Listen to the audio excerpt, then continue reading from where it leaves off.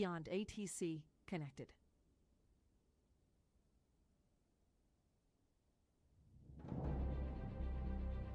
Nose forward on the 6. Man Toga, SRS runway, auto thrust is loose. 80 knots, thrust set. 5500. 3 mark. Rotate.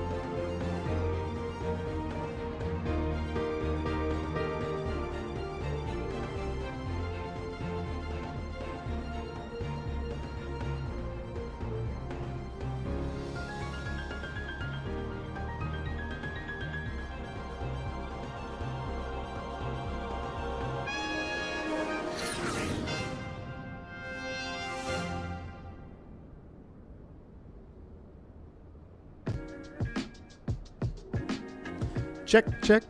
What is going on, everybody? Welcome back to the channel. Happy Monday to you. Happy Monday. Happy, what is it? Is today start of Hanukkah? I think Hanukkah starts today as well.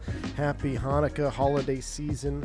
Welcome in, y'all. It's been 10 days since we've been able to go live. A lot has happened in the last 10 days. I hope everybody is well. Thank you for tuning in on the semi-short notice. I knew I was going to stream today, just wasn't sure what time. Had to take care of some stuff this morning. But we are in for another treat. One of my, I won't say it's my favorite route, but it's like one of those sneaky routes that we don't do very often. We discovered this on the South America, Latin America tour, and it's just a really scenic flight to do, and it's just beautiful flying down here in the very southern tip of South America and Argentina. So we're headed down to Ushuaia. I guess I don't know if I'm saying that right. From Senor Eduardo Monoclin Airport, I don't know how to say it, SAVC. It should be about an hour and 30 minutes or so in flight in the 737NG, latest and latest updated version.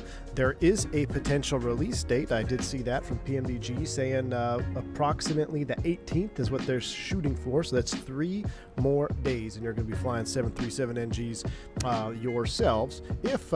If indeed, you know, I'm sure it's still a moving date, but barring anything crazy, that is very exciting. Mathis Cock, good to see you as I'm talking about it. Thank you. Appreciate you stopping by. Hope you had a wonderful weekend, sir.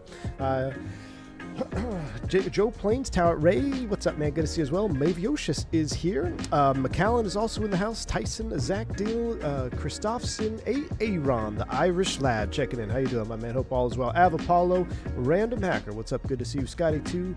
Digital Merc is in the house. Good to see you, man. Digital Merc. I'm getting some. I'm getting the itch for some Pacific Northwest prop ops here. So I'm getting the itch for some Pacific Northwest prop ops. Key 6 in the house, my man. How you doing? Hope all is well. Welcome back to the US of A. I saw your pictures, dude. Epic. Looked like a pretty fun trip you had, man. So good to see you. Key 6 in the house. Mathis Cox says, my weekend was spent working. There will be an update later today, though. Ooh, chat. Well, here's the thing. The family is sick at home, and I'm trying not to get sick because I got to do some more studying. So if we get an update later today, maybe we should do a PM stream if it's in time. No pressure, PMDG. But that's awesome, man. I will be looking forward to that update as well. So, AJ Fernard, what's up, man? Good to see you. Says that lady wearing a polka dot high dress, the second marriage waiting for a captain. Indeed. Good thing I'm a first officer now. But yeah, totally agree, AJ. Maybe she's waiting for a full flap sim. Brad Ward 4725, good to see you as well for the 1 year of support. Thanks for the year of fun. Everyone loving the 737 juice. Me too. And this is going to be good because I haven't actually been on any sim in the last 10 days. I haven't done any really flow study. I've been doing some system study and some self-training CBTs and stuff. So it's good to see where my recall is. I'm going to try my best not to use any follow-along guides for my flows and checks right now. See how much I remember from kind of not doing it in the last couple days. But yeah, it should be good. It should be good. Joe Plains, thanks for the 36 months. Says a new badge indeed, man. That's awesome. Look at you. I've got the wings there. Excellent, excellent, excellent. And AJ, one more thing. Vikings suck, man. I can't believe the Cowboys are so terrible, man. What a terrible game last night. I was like, well, I'm going to watch this game and not study. And then I was like, after about halfway through the second quarter, I was like, I already know how this game's going to end. And sure enough, it ended exactly the way I thought it was going to end. So I started studying. So with that said, ooh, PM stream in the Bonanza when? Zach Dill, my man, we haven't flown a Bonanza or the Baron. Yo, Baron. I think we need to do Baron, dude. I think we did one flight in the Baron and then we did the rest Bonanza. All right.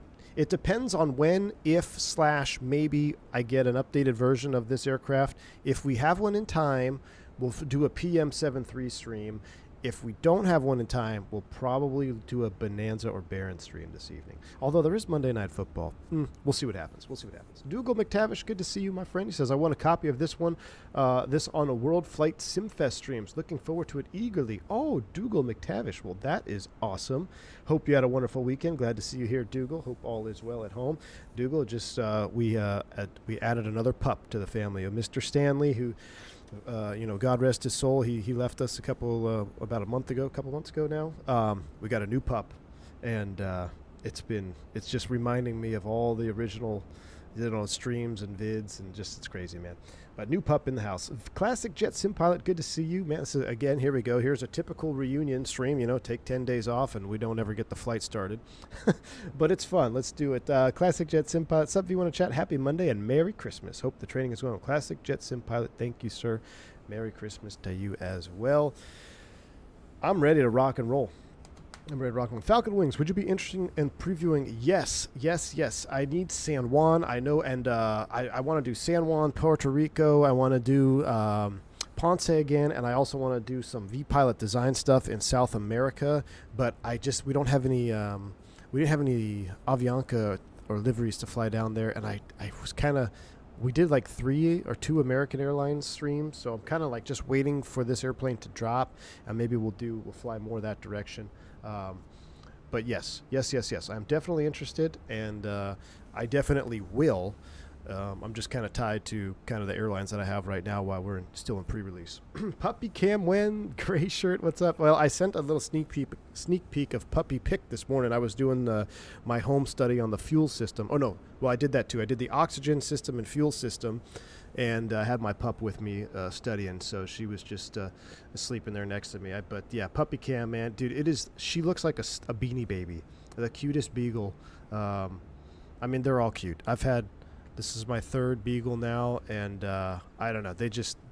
Everyone you have is the cutest beagle you'll ever have. It's something about beagles I love. I'll show you pics up in cruise if we get up there. DK Metcalf needs 50 points tonight. I know, Tyson. Don't talk to me. Get out of here. Okay, let's let me get my yoke booted up here, and then we're gonna go live, or we already are live. Let me get my yoke connected, and then we're gonna get this airplane fired up. I gotta pull that air stair there and connect the jet bridge as well. AJ Funari, Lily. We got a little baby Lily. Lily is her name. And I like it because it's kind of short for lily pad, because she's going to be a fishing dog. She's going to go fish the lily pads. Have you started type rating training? Yes, Paxman. I have been in training, all ground and system so far. I start sims on the 10th of January. So I've been doing, I've got a whole home study course that I am doing right now. I'm getting my flows down, and I'm learning systems, and I am utilizing the tools at my disposal, such as this lovely bird right here, the PMDG 73NG. To help kind of guide me through, familiarization of the aircraft. But make sure you hit those practice tests. I know, Turks, I'm not there yet. I'm not practice test yet. I still got to finish some ethos stuff. But yes, practice testing will be hitting hard here pretty soon. I want to finish up all my ethos first. Almost done with it. I think I just have, maybe 2 or 3 long ones left that I need to do. All right, let's rock and roll. Guppy failure stream when? Ooh, well, I did see some things about the fuel system that I want to try today. There's some extra lights and stuff I want to take a look at. So anyway, here we are. Let me see if I can set up my views again where I can do like co-pilot and first officer toggle on the same view. I think, nope, I got to do this one like this, right? And now, yep, now I've hit the same button. I got co-pilot and captain views bound. All right. Funny how I was just literally using your voice in Beyond ATC, and now you show up on my YouTube feed. Chris, what's up, man? Good to see you, man. Well, I feel honored. Feel honored. So first thing we're going to do here when we get up to the aircraft is I'm actually going to do the PMDG menu and reconfigure the ground ops. Give me a second. So we're going to switch this to Jet Bridge, and we're going to request it. Will she come over? Yes, she will. This is a 2020 scenery, I believe, that received a free update for compatibility. Simulation Extrema is what I'm using here at SAVC Airport. Ground power will use external pit power, and I'm going to request that just so we have it once it's all hooked up. It's on arrival hold. All right, good. So get down here to the airplane. We're going to start our flows back here. We're going to check for emergency equipment, circuit breakers, check all of our documents, all of our good stuff. We'll hang our coat hanger here in the coat closet, stow the luggage works. Well, I don't know if you could stow a luggage works in there. That one looks pretty tight. You got this extra little panel there. That looks good. Everything looks good. And then we will begin the power up process because this airplane is not on any power. So our flow kind of takes a halt. We got to do the power up process. We'll go battery switch. Standby power is closed. Read all about and studied about this today. This panel over here, standby hydraulic situation. But yeah, we are just verifying that there's no electric hydraulic going to be applied during the ground power connection. So that is closed. Electric hydraulic lights are out. Verify we have 3 green lights, which we do, and ground power connected.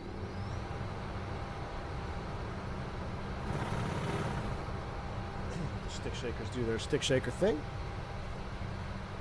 Your bag is going to be in the forward closet. Oh yeah, yeah, I did hear that. Which, fine by me. I need a new one. I've had my same bag for, let's see, I bought it in 2012, my current airline bag that I have.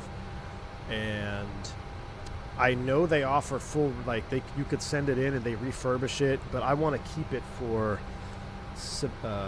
sentimental value. So I'm going to just buy a new one. And keep it because it's been through a lot, man. It's been through a lot. She's well worn, and I think it'd be fun for, I don't know, maybe my son or something when they grow older. Maybe they have interest in it. So I will be picking up a new bag at the schoolhouse with my $25 discount. All right, aircraft's going to power up. We're going to go ahead and continue with our origination flow, which we're going to take across the top of the panel here. We'll flip these into nav. We'll go ahead. Service interphone is off. Dome light is off. 3 green. Passenger oxygen, or excuse me, crew oxygen. I wonder if this will eventually bleed down. but we're sitting at a little over 1600 psi. Normal, we'll make sure that is closed. They do not drop the mask, by the way. I try to drop the mask before the stream on this, but that's the passenger oxygen mask. Radio panel as necessary. Flight recorder is off, illuminated. Mach airspeed 1. Mach airspeed 2. Stall warning test 1. Stall warning test 2. Beautiful. And then we're going to go ahead and do our traditional overhead flow here. We're going to make sure all of our standby hydraulic flight controls, or the flight control panel and standby hydraulics, which is not the blue system. We just call it standby hydraulics in the 737. Everything's closed and guarded. Yaw damp can come on. We'll extinguish the yaw damp light. Navigation switches are all in the normal position. Let's see. Yep, normal. Spar valves. We're going to take a look at this at engine start today. So right now they are blue dim, which means that they are closed, I believe. And then it's going to be high intensity and transition. And then they're going to go out when they're fully open and running. So we're going to take a look. At engine start, these should disappear. They should go bright and then they should disappear, according to my fuel system CBT that I was looking at today. So we're going to keep an eye on those. Fuel temp, which, interestingly enough, minus 43C is the limitation, and there is no indication that you have cold fuel or anything like that. So it's something you just have to kind of monitor. Although, you know, as long as I've been flying, I don't really think I've had any issues with the fuels getting too cold. Engineers have done a pretty good job of keeping the fuel at a nominal temperature for with the fuel heat exchangers, etc. So coming down the second panel here, everything is good. We're on ground power, in-flight and cabin utilities are on, IDG's closed, drive illuminated, ground power is on, bus, APU is off. All the lighting panel is normal. We'll arm the emergency exit lights, keep the seatbelt signs off for now. Going up here to the windshield heat, we'll get 1, 2, 3, 4 on. Probes are in auto. Anti-ice is off. Electric hydraulics are off. We'll do an expanded flow check here. We'll go systems page, 92% of the beautiful. Go back to the engine page. Remember, we're looking for the RF flag there for refill, which is not illuminated, so we're good there. 5 seconds. Green light. Beautiful. 0-0 passenger supply duct. I did I did study this whole situation. I might mess with this in flight today. We'll keep you on cont because this is forward and aft cabin, and cont. What is? I don't know. Cont is like cockpit. Why is it cont again? I forget what cont stands for.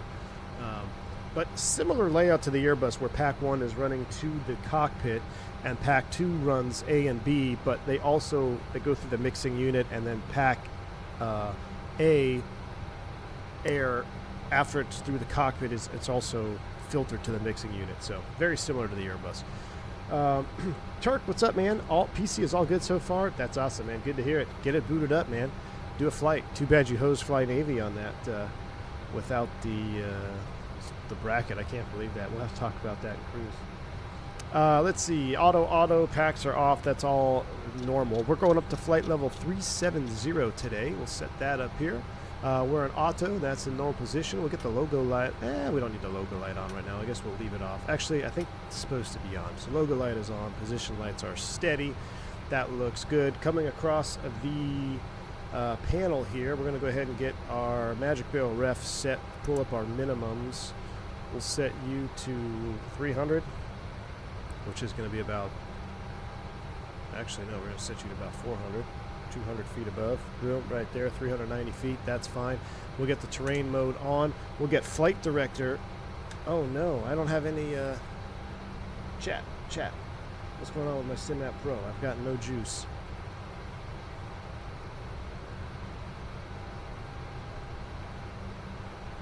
We've got no juice, hold on. Let me restart SimMap Pro.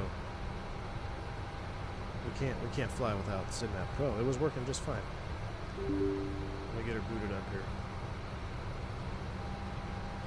Continuous, maybe? Maybe it's continuous.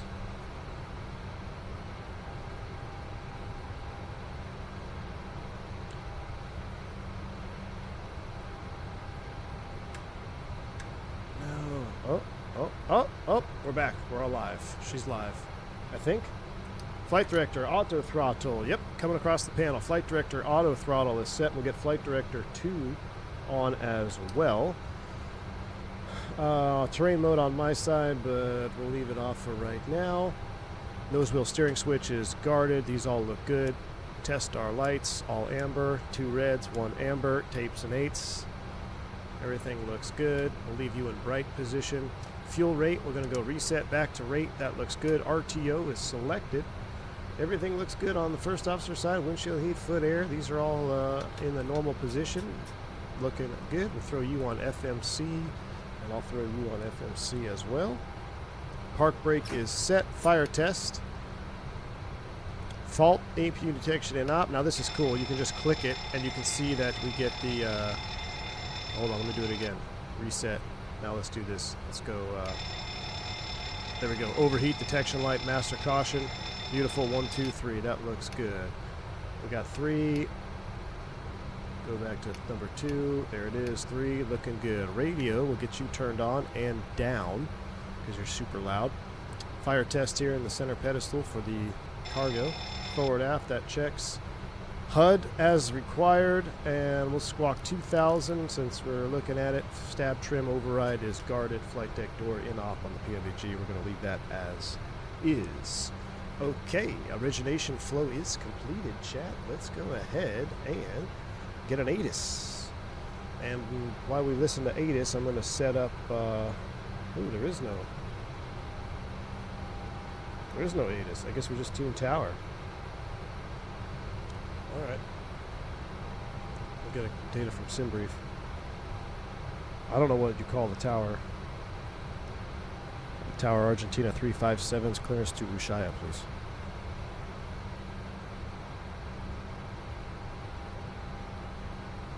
Argentina 357, Commodore Tower, expect runway 07, more than 1 Charlie departure, initial climb to flight level 060. Squawk 5640. Wow, that guy read that quick. I'm gonna have my auto. 1 Charlie departure, squawk 5640, Argentina 357. Okay, that was really fast. So Argentina 357, read back correct. Call me back when ready for pushback or engine start. not wasting any time there. Wilco, Argentina 357. Turk says when in the ASM cabin equals flight deck. Ah, well yeah, yeah. I guess in control cabin that makes sense. Okay, control cabin. All right, 56. What I squawk it wrong? 5640. 5640 in the squawk code. We got a couple other things to set up here as well. Sim73 pilot. What's up, man? Good to see you, man. Let's go ahead and bring out the McDo cam F12. Yes, indeedy do. And I'm going to put the camera here. We're going to go ahead and do some programming. Pause and knit. We're going to take page GPS left here. All right, routes. Flight plan request. That's of Savsi to Sawe. And we're going to select the route. And I'm going to let it do its thing. I don't know required nav perf because we're not fully aligned. That's fine. But what I'm going to do is I'm not going to load it via the McDo. I'm going to load the fuel and weight from the EFB for simulation purposes. So we're going to load this. Route uplink loading. 1960s terms for a 1960s bird, indeed. Alright, there is our flight plan loading. There it is. Activate, execute. Wonderful. Alright, let's go ahead and go to departure arrival. He said expect runway 07 on the Boduck 1 Charlie, execute. Go back to the route page. All the way down, that looks good. So departure arrivals, Ushuaia arrival. We want the ILS 25 and I'll go Maybach transition and Dablo 1 Quebec. Execute, route page, and then let's step through this. Let's put you in plan mode. Zoom it in. I'm going to come down here so you can see a little bit better. And legs page, here we go. Manual, Bodon, SJU, SASTA. Maybach transition, perfect for the ILS 25. That looks absolutely wonderful. Alright, back to the init ref. We'll leave you there, and we're going to just simulate that we're going to get boarding going. So let's go to weight and balance. Load plane from SimBrief. So now we'll have our fueling. We'll say, hey, fueling is complete. So fueling is complete. We're going to get our fuel tank pumps on. We're going to get the APU cooking. We're going to get the seatbelt sign on. We're going to take a listen outside. PMDG will have my money as soon as it's released on Thursday. Excellent, man. You're going to enjoy it, man. They got good coffee in Argentina? Yes, indeed. Is this ATC in Argentina or New York approach during rush hour? That's what it sounded like, man. He was Russian. So now we have V1 and 320 sim pilot both flying the Boeings. End of the world as we know it. It's coming, Dougal. It's coming, man. Did SimMap Pro already release an update? Yes. Dutch Flight Sim Pilot 747. There was an update to SimMap Pro last week. And there was also an update. I updated both at the same time. So I don't know who did what, but I can tell you that both the EFIS and FCU are working, or excuse me, the EFIS, or no, FMC and MCP are working without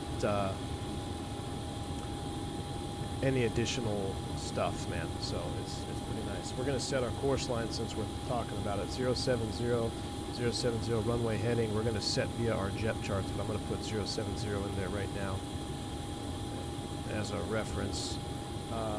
He didn't give us, we got to give a climb via. So let's go back into the airplane here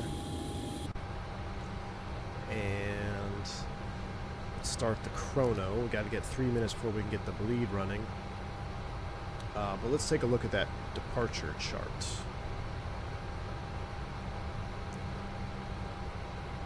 All right, Bodon 1.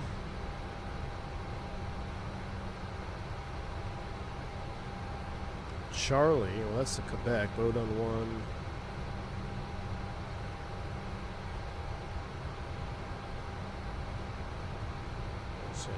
Oh, those are stars, that's why. Helps if we click the right button. There we go. Charlie's. At or above 6. Doesn't really say what altitude to climb to. So we'll just leave it as 10 for now. And let's take a look at the runway heading. 070, 074 is what we want. 074, 074, runway heading 074. And we'll just set our cruise altitude 370. Because there's nothing on the star, so, or SID. 37 is set, 074. All right. So we're sitting here, we're like, hey, fueling is completed. Let's run the B4 start checklist. Parking brake. Did I ever set it? Yeah, parking brake is set. Oxygen, we did not check. Gosh dang it. Do that one, do this one, and then 100%. Emergency on, check. All right, oxygen, check. Navigation, transfer, and display switches are normal and auto. Window heat, that is on. Pressurization, auto and set. Landing elevation is sea level, so 0 is fine. Terrain display is selected. MCP is set. We're waiting on our V2 speed, so we can do LNAV. We're not going to be, well, we can't do VNAV, so let's actually do that real quick. Let's do this real quick. Hold it. We should, we'll come back to the checklist. We'll run that again. Cancel the checklist. Let's actually run, take a look at our flight plan fuel here.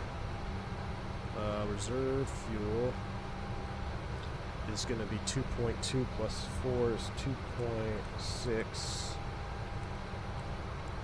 Cost index is 60. Cruise flight level 370. Execute. Cruise wind will be data linked. N1 limit. No D-rate. TO 26K thrust. Takeoff. Flaps 5. Everything here is based on flaps 5. Alright, so we will set flaps 5. No descent path after Dodley, we'll take care of that. 22.5 trim 4.9. 33, 35, 46. Is set 146 in the speed window. Alright. Now let's go ahead and run before start checklist, please. Parking brake set, oxygen check, navigation, transfer and display switches, normal and auto. Window heat is on. Pressurization, auto and set. Train display selected. MCP set. Displays checked. Auto brake, RTO. Where are we at? I lost myself. Oh yeah. Fuel quantity and distribution. We have 18,900 pounds and checked, and we actually have that, so you don't get an imbalance. Engine start levers cut off. Transponder TARA. Aileron and rudder trim 00. Departure briefing completed. Fasten seatbelts on. APU. Oh, captain forgot his flow. That's a captain thing. It's not me. It's not my fault. Captain's supposed to do that. It's on buses. Fuel panel is set. Flight forms AML on board accepted. Aircraft is Charlie Victor Charlie, or no, Golf Victor Charlie. PEDs off. Before start checklist to the line. All right, now that we're done with all that, let's go full screen cam here, and then the first officer flow is we're going to come up here. We're getting ready for a pushback and start, so we'll simulate the doors are closed and all that good stuff. So we're going to go probe heat, hydraulics, double check, system, juiced, back to engine,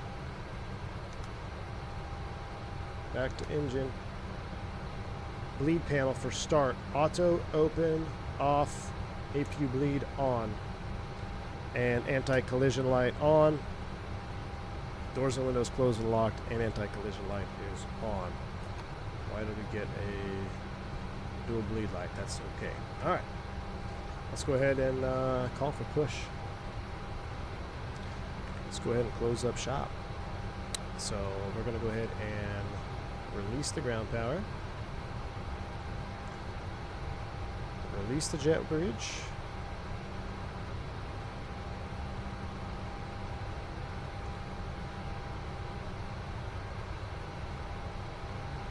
I just called it back, dang it, sorry. Release that, remove chocks, ground ops, doors, close all, which they are all. Opened it up. Alright, everything is closed and armed. Beautiful. Argentina 357, gate 1, request pushback. Argentina 357, Commodore Tower, pushback approved. Face north. Pushback and engine start approved. Face Commodore north, Tower, Argentina that's what we call it. 357. Captain was late to the plane because he was getting the girl in the polka dot address number. Exactly, John, exactly. Alright, seems like most of the 7.3s I see have the Honeywell MCP. It would be cool to see when we make one of those. Ooh, that would be cool, have a Honeywell MCP. Yeah, that would be pretty cool too. Alright, so we are ready for push back. Let's go brakes, release, Alt-P, standing by for push. Glad to see you at home, V1. Greetings from Mendoza. Hey, what's up, man? V1, you streaming the 731 X-Plane tank soon. I have a couple sceneries to give you a free copy. Ooh, Captain Lee. You know, I haven't in a minute, but I wouldn't mind getting back and doing a little testing in X-Plane 12 again, since we know a little bit more about the 7.3. Do a little comparison. I know we all love doing comparison streams around here. Gets everybody fired up. Brings out the best in the community, you know. No pitchforks or anything like that. Nice little scenery, though. I think I'll just stop the push right. Oh, well, where's he going to push us to? Yeah, I'm just going to stop it right here so we can go. We can get out from here. Cockpit around, push complete, set brakes. Brake set, clear disconnect, start engine 2. So, engine start flow for moi is verify bleed pressure, which is going to be demand, so grounding. And we're going to do this one from inside here. Remember, we're going to look at the, as soon as I get N1, we're going to try to flick the overhead here. We'll take a look at the overhead for start. There's N1 rotation. So we should see fuel on. Their spar valves illuminate bright, and then they should, beautiful. Look at that, that's cool. That's really cool. So there's two additional valves. You got the spar valve and what was the other one called? The diagram, they're pretty much right here. Well, that's kind of the last two valves going into the engine.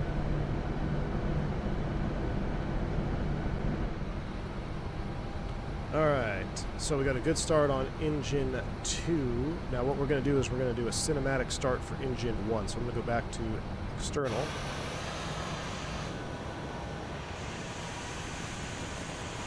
I don't know, I love... my camera's way too fast. Hold on.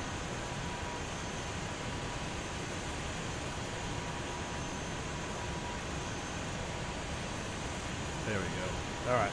Now we've got the view set. Let's go ahead and ground 1, please.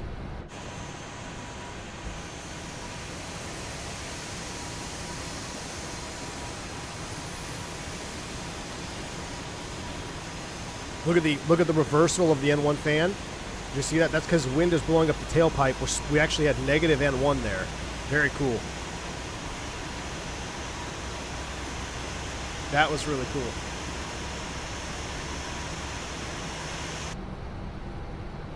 N1 rotation, fuel on.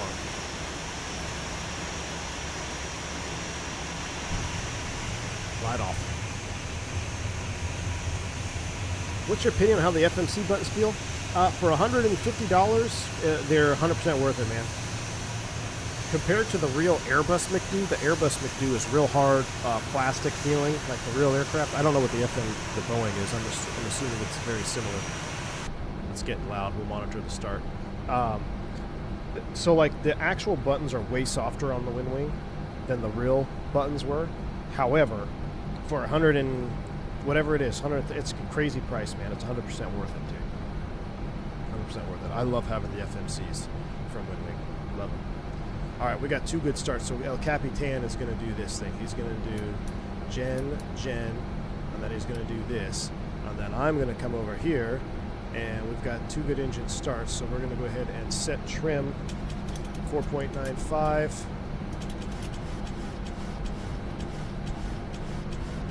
We're going to set flaps 5, and we're going to go up to the overhead.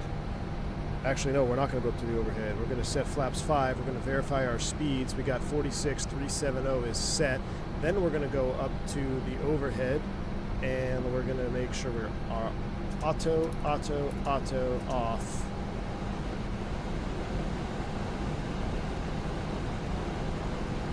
Why aren't we getting any flat movement here?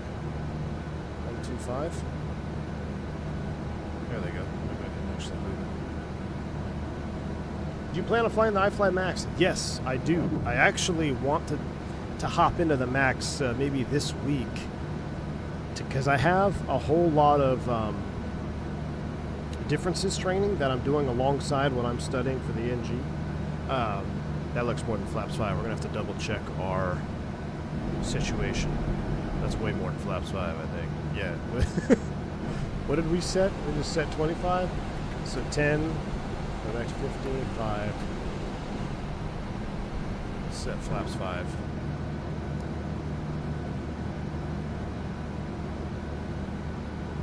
But yeah, I do want to do some max flying. Alright, flaps 5, green lights. Alright, let's do an after start checklist, please. After start checklist, anti-ice, as required, generators on. Flaps set, flight controls, follow me. Free and correct. No, they don't say that. Flight controls checked, recall. Beautiful. Let's call for taxi. Argentina 357, request taxi to the active. Argentina 357, runway 07, taxi via Charlie Alpha. Runway 07 taxi via Charlie Alpha, Argentina 357. Brakes released, taxi lights coming on. Let's roll. Oh, I forgot takeoff config switch if installed, which we do not have, so.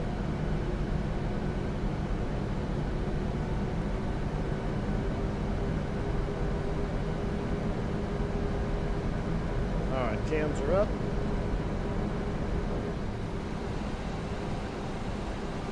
Captain Lee, I will try to take a look at that, man.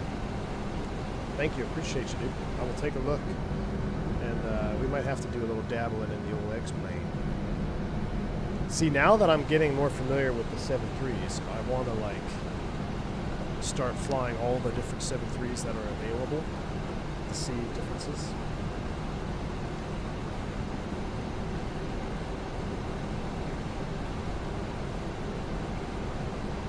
The Wing MCP shows its value when you're descending through high turb and G camera shakes too much to turn it off. Really, Sim Power. That's pretty cool.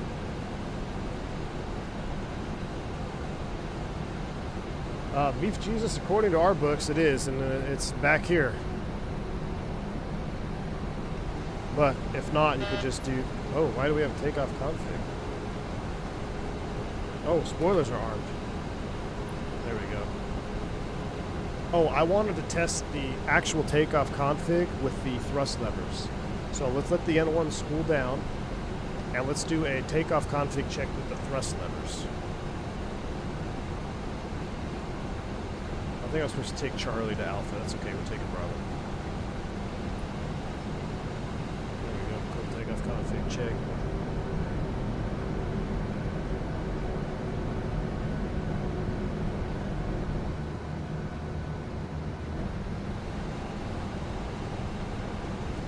Alright. You know, I haven't even looked at my flow cheat sheet yet, but now I think I need to. I've got pretty much everything until taxi. And then we get to like before takeoff and takeoff where I need more practice. So we'll get straight here, then I'll take a look at my cheat sheet. Just got the EB9, been using your profile. Appreciate you sharing it. Feels great in the Phoenix. Demolisher, that's awesome, man. Glad you enjoy it.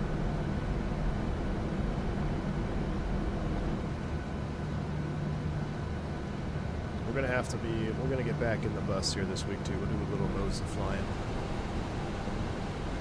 The windows look good, Avapollo? Yeah, they do look good, man. Alright, I'm gonna take a quick look at my cheat sheet here while we taxi out. So we did everything. I don't think I missed... the only thing I keep missing is the oxygen. And I'm gonna have to look in the expanded flow where I test the oxygen because I keep forgetting that one.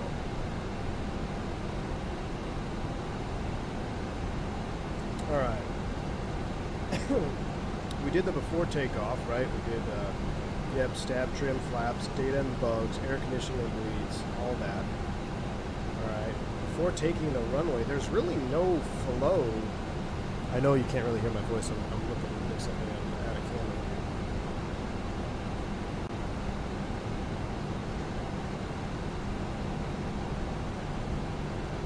Basically, when we take the runway, first officer does wing lights and the position lights to strobe and steady. The captain will chime and turn on the runway turn-on lights. When we take the runway, the captain will turn all the lights on. After takeoff flow, we already know that. That's going to be flaps up, clear, auto brake, air conditioning, bleeds, pressure, anti-ice as required, APU as required. It's a silent change. So there really is there's no taxi flow, which I guess there is, but we did it before rolling. So I say we're looking pretty good on our flows. We're going to do the after landings and shutdown. Maybe we'll try to work through that today if we shy up. All right. I'm back at it. We're S-turning all around the taxiway here. Has the auto panel been secured with the elastic bands? Yeah, the little IC switch here, intercom. I know, yeah, right here. With the stir sticks.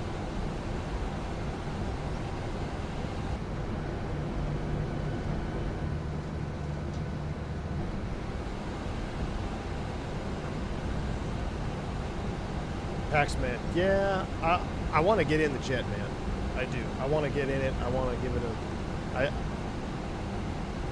It's weird. So, like, I want to get in it and fly it, but I also know what the reality of that is as far as commuting and being gone brings. So, it's a little, I don't know. It's hard to say. Hold on, I'm going to text my wife back. Our little puppy keeps escaping because she's small enough to fit through the holes in the fence that I'm going to have to run chicken wire now.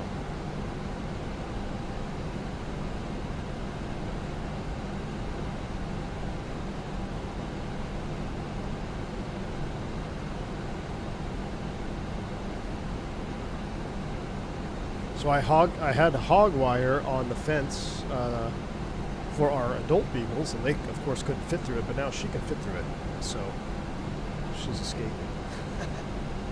All right, let's call for takeoff. I almost just took the runway. Argentina 357 holding short, runway 07. Argentina 357, Commodoro Tower, wind 095 at 11, runway 07, cleared for takeoff. Runway 07 cleared for takeoff, Argentina 357. All right, let me check the SID real quick. It's good to do it after you get your takeoff clearance.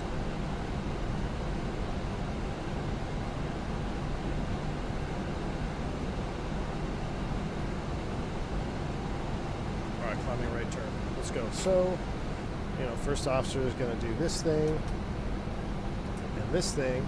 Captain's going to do this thing, and then this thing.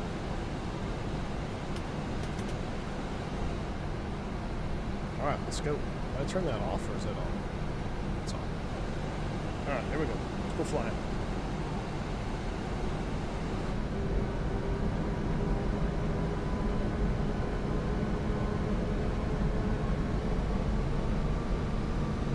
I love the wing flex now. It's so good, man. I'm team check departure frequency on chart at 300 AGL. Yeah. Yeah, what was the departure freak? I know, dude. Yeah.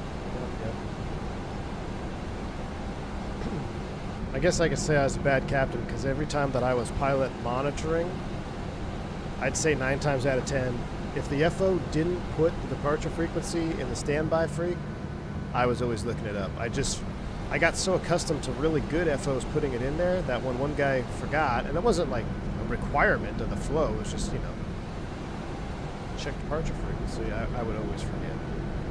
Or like team departing Cancun, like, yeah, contact departure, and you're like, man, I'm almost at the at that first fix at 5-4, 2,000 feet or whatever it is. Like, why hasn't anybody talked to me? Like, oh shoot, I was supposed to call Cancun.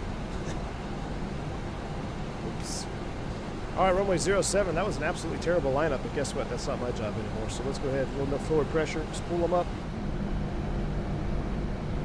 Get some yogas in chat. We got 400 people here. Hit that like button.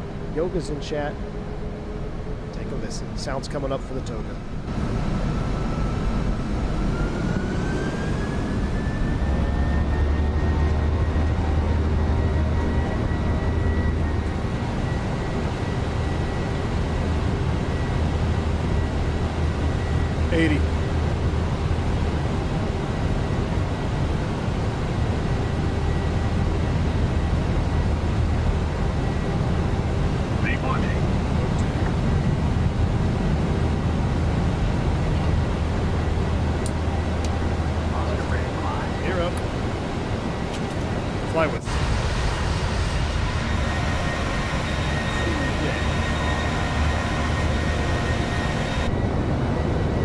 Nice cruise ship out there.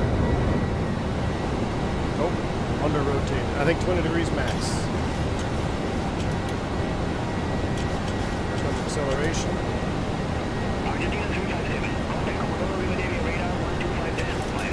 Yeah. 715 decimal 5, Argentina 357, have a good afternoon. Cockpit radar, Argentina 357, 2,200 feet. Flaps 1. Argentina 357, Commodoro Rivadavia radar. Good afternoon, radar contact. Climb to flight level 180. Climb to flight level 180, Argentina 357. Flaps up after takeoff checklist, please. All right, flaps up. Gear off.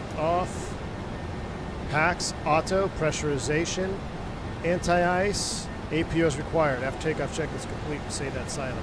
We actually say that out loud. Now we can focus on flying the SID. My goodness, I love hand flying this airplane. Did I say that already? It hand flies. I mean, it probably hand flies better than the real thing. I don't know. It just feels that way. We're already through transition, man. XP in the house, my man. How you doing, XP? speeding. Speeding. XP, I'm going to be in your neck of the woods a whole lot more this year. We're going to have to get together, man. Let's get together a couple times. I got to come over, set up your Moza yoke, man. I'll dial in your 737 profile on XP system. That way he can share the profile.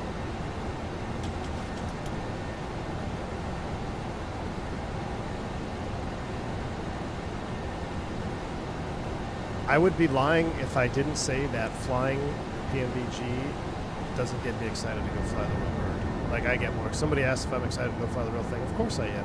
But I also know that means, you know, I'm getting accustomed to being home. I'm off until the 10th, right? So it means being away from home, all that stuff. Which that's just part of the job. That's to be an airline pilot. But, I'll tell you what, flying this airplane right here, I'm excited. I want to go fly. I really want to go fly. Look at that. The wing looks really good right now, too. Just the light on the wing.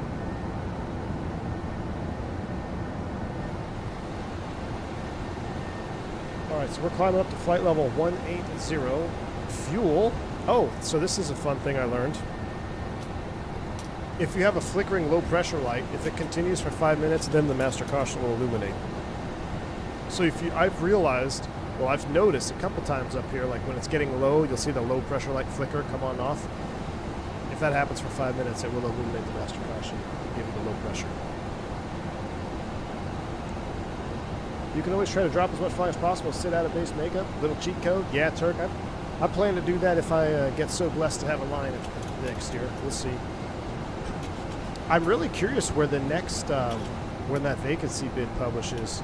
You know, I don't think I'll get, obviously, what I want, but I want to know, I just want to see how many people it moves, because I've never seen a vacancy bid, you know, take place with that many fleet types, right? So I'm curious to see what it actually, what happens numbers-wise with the different bases. Hopefully the one after that, we'll see. Oh, Turks, did you see if you go to LAX 320 Captain, there's it's got to be an improper award, right? Because it looks like somebody got a direct entry captain slot. We were talking about it on our group chat, and I'm like, that's got to be an error. But if you go to the expanded 3XP and look at LAX 320 Captain, tell me what you think. It's funny, man. Will you have to learn to trim straight and level? I will, 100%, Scotty, too. I got to learn to trim the airplane again. Oh, you hear me clicking, moving switches. But that's why I really like having force feedback for this, because it's kind of refreshing my skill set, right? You know, I learned, obviously, to pitch, power, trim. But for the last 10 years, I haven't trimmed an airplane other than on the ground or rudder trim for engine out scenarios. But being able to kind of polish up the skill. Now, the Bruner is not 100% one-to-one, but it's very close. And in terms of practicality, you know, put the airplane where you want it to, trim it out, it works very well. So I'm hoping it will aid in my polishing of the hand flying skills.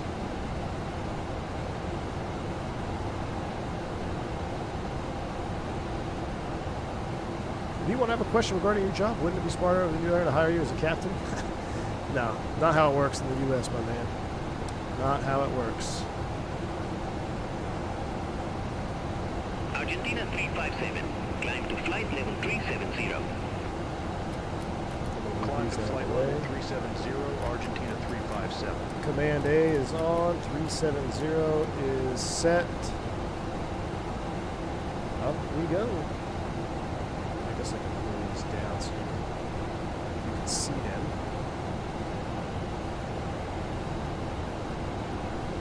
After takeoff checklist, I actually should really just run it manually in my head. So in my head, I have to say flaps up, no lights, gear off or up, depending if it's a max or not. How to break off, air conditioning please, and I say takeoff checks complete. My lights are still on. Yes, they are, because that's our operator's SOP. I'll turn it down a little bit more. Is it still out? Oh, you know, I could turn on the A&R. Whoa. That sounds like That sounds too much like I have my headset on. I gotta turn on. I can hear myself breathing. Let me just turn down my master volume. All right, there's 18,000 feet. Let's go ahead and get the fixed lights off. Off. Everything looks good. We get the wing light off. All right. Pressurization is doing pressurization things. We're cooking. We are cooking with gas. Instant ear infection. That's got to be a data entry error. Yeah. Yeah, Turks, that's what I thought, right? I was like, okay, good. I was like, man, did I miss something? Like, how did what did I miss?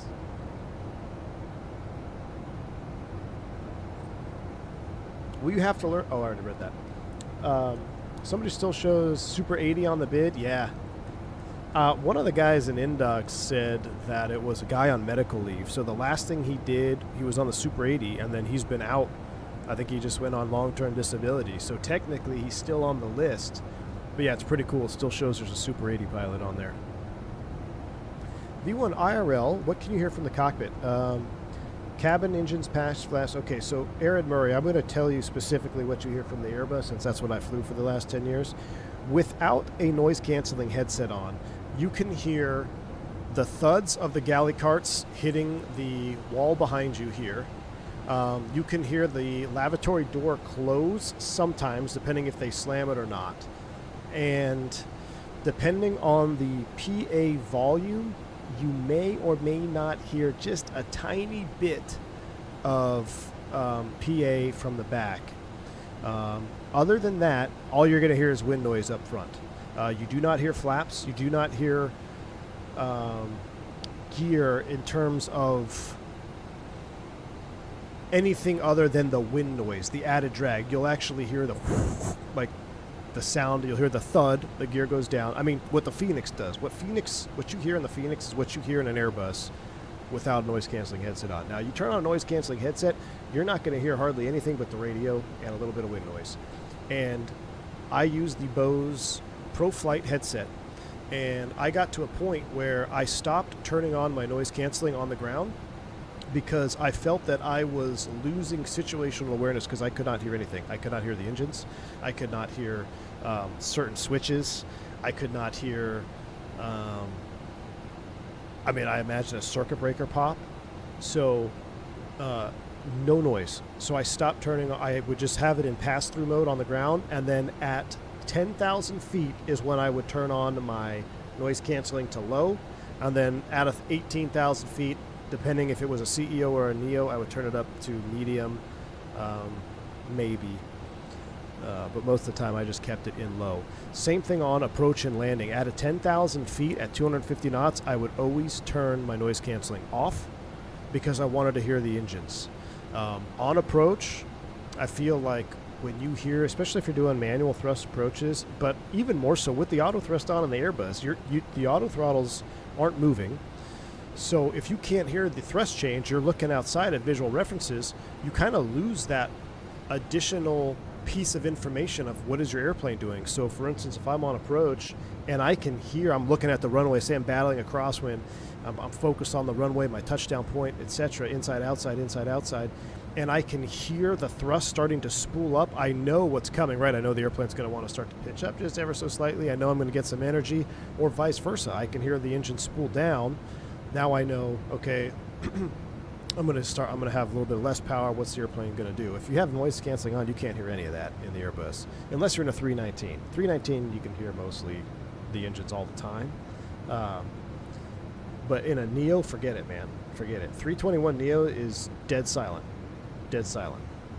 So that's just my little spiel of noise canceling. And some of our airplanes, they didn't even run the alerts, so the rad outs would not go through the headset. So if you had noise canceling on, you wouldn't hear, you could hear, but you would hear a very muffled, instead of 500, right? So now I don't know if, that was an operator option or what, but I was surprised to learn that not all oral alerts in the Airbus did not come through the headset. On the newer airplanes they did, but on the older classics they did not. Same with TCAS. You'll be using noise canceling on the Guppy, especially the older ones. It's ever. All right, well, I've got it ready to go, man. I've got them ready to go. Beautiful departure here. Do you hear the APU from the front galley? No. Unless you're in a 319 and the door's open. If the door's open, you can hear it.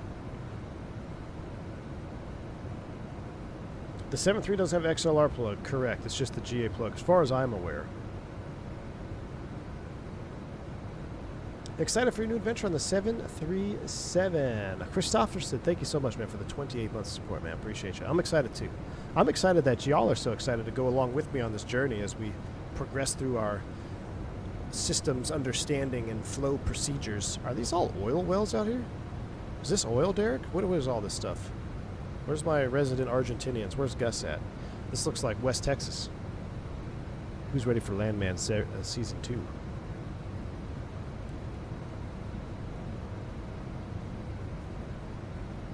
Community headset users unite? Oh my gosh.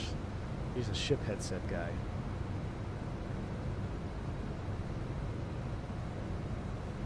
Can you heal people in the lab? No. You can smell them though. Do we know the upgrade price? Bobby Rutt. Sorry, I didn't see you over there on the vertical stream. I just had to pull it forward. I got two stream boxes. There's two chat boxes going. I am not aware of a price yet. I am aware of a tentative release date of the 18th. Maybe some of you have better information than I do.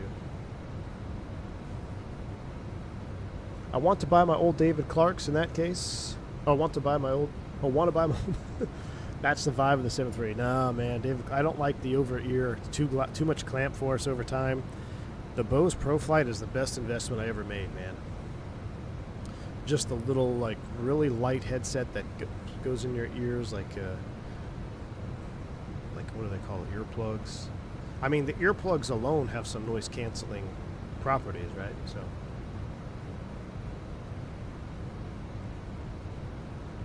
During World Flight, I prefer the David Clarks. Oh, man. I can't, Zippy. After about an hour. Too much. Same deal in the Bell Healy world. We use PNR helmets with CP but no ANR. You lose too much SA. You can tell what's going on with sound. Healy gets canceled out of ANR. Yeah. I mean, I believe it, Wavol. For sure. Nabil Hamdoui. This is real life. This is real life. Except our clouds just kind of went to poopy mode there. They look a little bit flat. Let me give you a more realistic view. Ooh, that's real life. There you go, Nabil. Real life. Will you only fly the NG or Max? No, I'll fly both. I'll fly both. We should do some Max. We should do Max this week. Just to see. Maybe one of the PM streams. I'm going to try to do 2 streams. Today is a big, or this week is a big study week for me because I want to try to, I don't really want to do too much studying next week for Christmas or like over the Christmas holiday. So I really want to knock out all my required stuff this week. And then I really want to just do practice tests. Like next week, I want to be able to just start doing practice tests, not necessarily learning new information. So I'm going to be at the HQ because it's hard to study at home with 4 kids and dogs and puppies and chickens and there's banshees running around. So I'm going to spend a lot of time at the HQ doing my self-study and then doing streams. So I'll break up my self-study with the stream, do a little more self-study, and then do maybe a PM stream.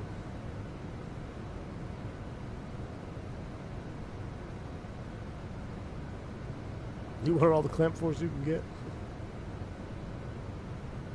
I've had David Clarks for my entire 17 years of flying. Of course, I'm flying 172s, and the longest flight is about an hour and 30 minutes. There you go. I mean, there's nothing wrong with David Clarks, man. There's nothing wrong with them. They're great headsets. I mean, they've been around forever. So I had DCs during my training and all that, and GA, and a little bit of my instructing. But for my, I think it's actually for my, maybe not instructing. I had it for my instructor training, but once I got my CFI, my mom gifted me my first Bose headset as an instructor, and I never went back, man. So I never looked back. And what really was helpful is when I was flying freight in the 135 world, there were multiple times where I had to call for release or call and open a flight plan or close a flight plan from the hold short line. So that was part of the SOP. It was like you get everything set up, you taxi out to the runway, and then you have to call, you physically have to call center on your phone. And having the Bluetooth connection and everything, it was completely hands-off. I just have the number, boom, call, and I have 100% situational awareness because my hands are completely free. I don't have to change anything. I'm talking through my boom mic to the controller, right? And he's like, yeah, if not off the ground, by the whole closeout thing. I've also used it in the bus talking to maintenance. My last big maintenance issue, I say big, was in Las Vegas.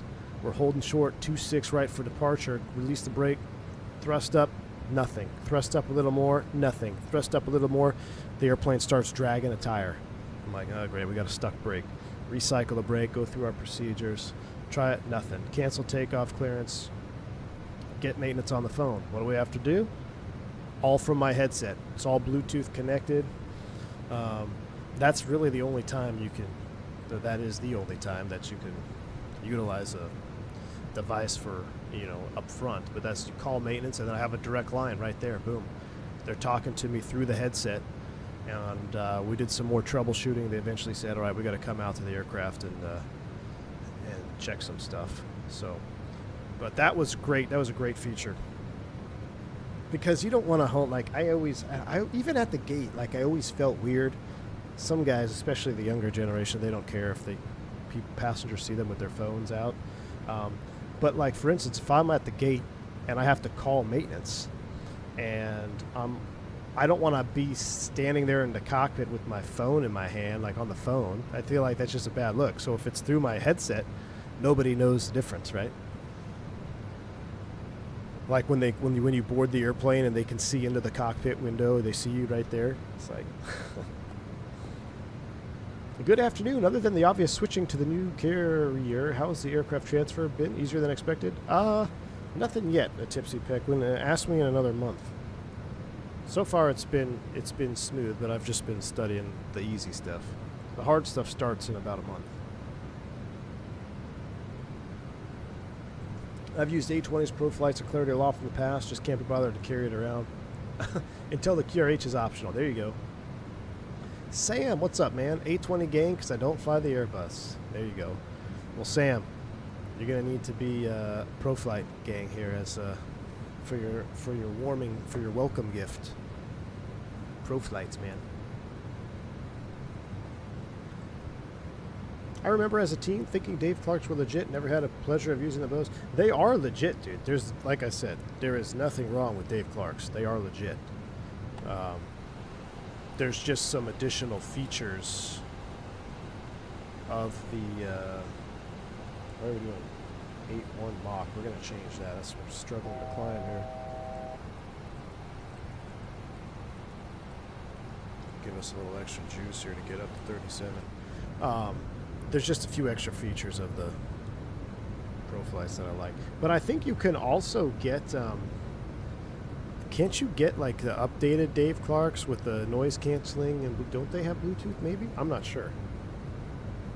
When I hear Dave Clark, I think of the OG, like the metal boom, you know? As a matter of fact, is there an FO up here? Does she have Dave Clark's on? Yeah, see, I'm thinking of the version even older than this, where it has like the two metal bars and it's really wonky. You know, you have to like, and sometimes it gets loose and it keeps dropping down. This is even an updated version of the Dave Clark than I think. When I think Dave Clark, I think the OG. So maybe these are more comfortable. I mean, she doesn't seem to mind them.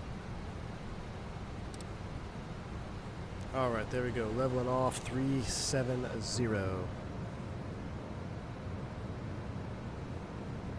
Well, Mickey G, what's up, my man?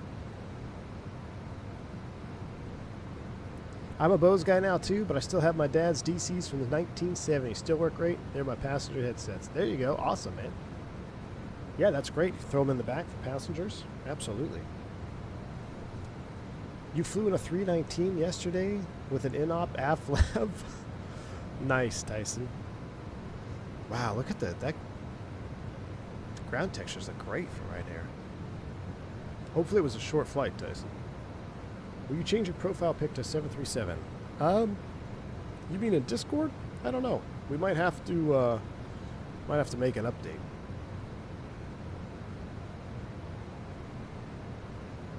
I remember being at the FBO and see people with green Dave Clarks. I think that's a real pilot. It's funny, man. I thought the same thing. Exact same thing, dude. When you see those Dave Clarks, you just do, oh, that's real pilot stuff right there. He's got his own headset. Guy's legit. That guy is legit. 2 hours Phoenix to Mazatlan. Really? Man. Hope everything went well. We'll get the seatbelt sign off. You're now free to move about the cabin. Speaking of cabin. Alright. Forward cabin. Aft cabin. I want to manually see if I can cool the aft cabin.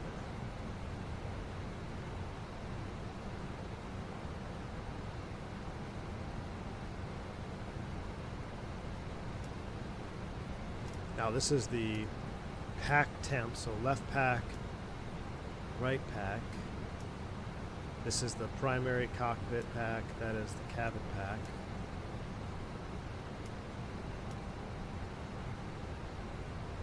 Supply duct pressure, so forward cabin is running 80 out of the supply duct. Aft is indeed running cooler air. This is the actual temps in said cabin. You can see it is starting to come down a little bit, so we're asking one pack to split from the manifold. Very cool. Keep an eye on that. We'll come back and check it.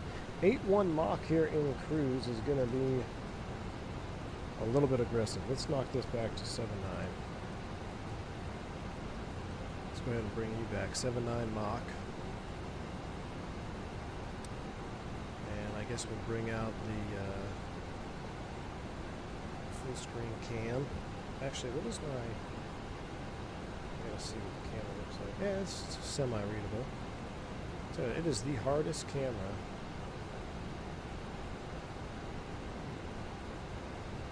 It's kind of our cruise cam. Let's go outside. Reset this.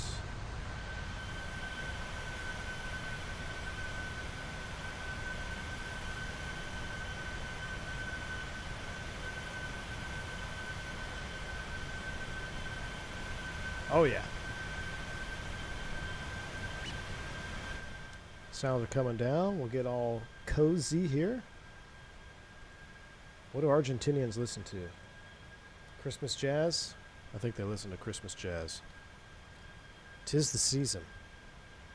We're going all in on Christmas season this year because just knowing that I have it off so far out it's been awesome, man. Been awesome.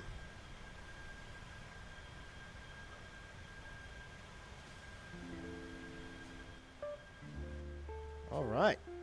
Sit back, relax, enjoy the flight. Let me take a look at the flight tracker up here. Beautiful. All right.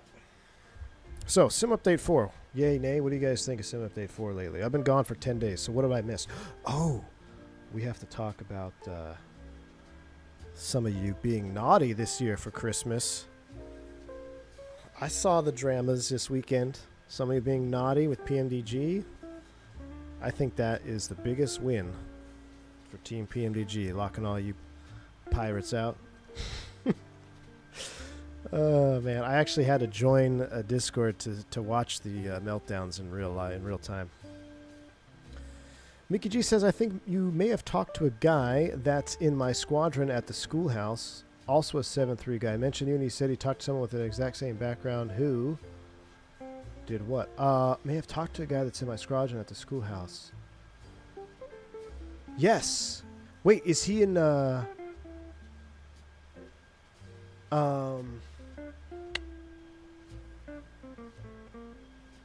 no, that was, I'm trying to think. I mean, maybe.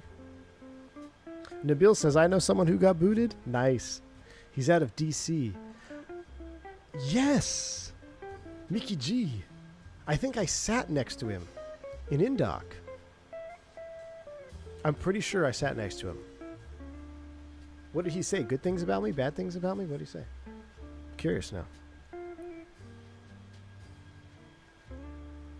On a 330 years ago, I asked one of the cabin crew to ask the pilots to do this with the packs. It was hot, though. Dude, Dale, when I flew to San Jose with the family last 2 months ago, I thought I was gonna have a heat stroke in the back of a 7.3 NG. My poor wife, dude, she's sitting with the infant who had a blowout, right? So first off, it wasn't even that hot outside. It was like 75 degrees on the ramp. We get on the 7.3, and it must be 85 degrees in the cabin.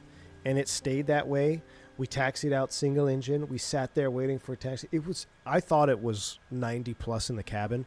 My infant had a blowout and screaming, so we're all sweating. The infant has a blowout. She's trying to hold him. It's going through his onesie, and the airplane just stayed like 90 degrees.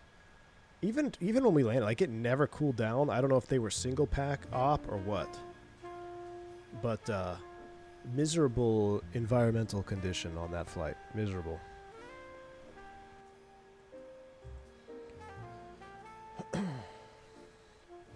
Yeah, Turks. I think literally half of our class was X-Spirit guys. Half of our class, man. 29?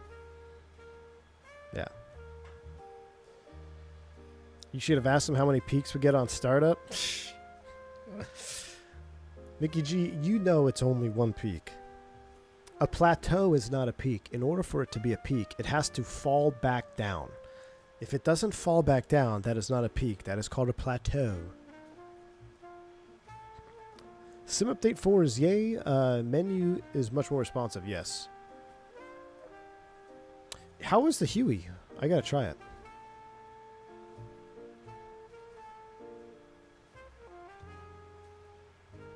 Yeah, Sam. The attrition chart. Pretty wild, huh? I think there's 100 plus in December already. Well, as of a week ago, there was already 100 plus in December.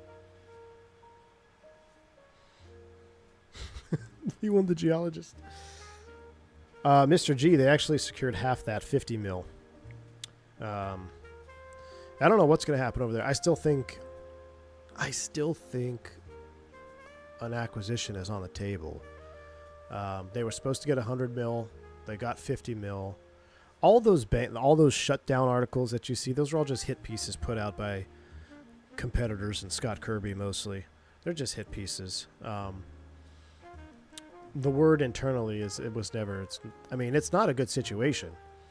It's a possible outcome, but the fact that they got half the 100 mil means that the creditors are probably like, well, we're going to give you half now. Figure it out. If they wanted out, that was their time to get out. But I don't know. I still think an acquisition is likely. Or standalone. I mean, they really are trying to restructure to a standalone. I mean, if you think they're going to be down to 105 airframes from almost 300. So that's a lot. Yeah, it's a big change in what the airline was. And I've said this many times before. In the airline world, in the United States, you can make money when you're small if you do it right. You get to a certain size, which I firmly believe is right around that 110, 125 airplanes, where it starts to trend down. It starts to cost more to operate than what you can bring in by just flying people. If you don't have a cargo operation, if you don't have credit card revenue, loyalty stuff, you're not going to continue to operate. So I think you just get too big, and because no airline in the United States makes money flying just passengers. That may be a shock to you, but take the most profitable profitable airline, Delta, in the United States, without an Amex check of like 14 bill, they'd be a bill in the hole. They'd be in the red by $1 billion if they did not get the credit card check.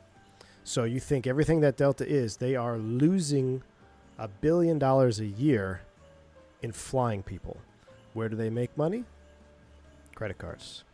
2% GDP, North American GDP, goes to the Delta-branded Amex. So if you have an American Express Delta-branded Amex and you go buy something that you can't afford, you start paying interest on that. That interest that you're paying is funding the top tier, funding the loyalty customers of Delta, funding the executive clubs. That's how it works. It's crazy. It's crazy. And all the major carriers work that way. They get a ton of money from credit cards and outside sources versus just flying people around. The Huey, yeah, the Taog. I have the Taog Huey, man. I have it. I enjoyed it in 2020. We flew it a couple times with the Moza AB9. How are Southwest doing? They're in trouble too, man. They're doing some massive restructuring, right? But the problem with Southwest, or a large problem, was Boeing really hosed them. When you dedicate your fleet to a 737 and then the new 73s, the Maxes that are supposed to come out, get delayed and get grounded, that's going to cause problems, right? So not saying that that's the only problem Southwest has, but that did not help their current situation. And they're doing a whole rebranding as well. They're talking about having a first class cabin. They've already done away with free bags and unassigned seats. So it's just changing. It's just changing, man.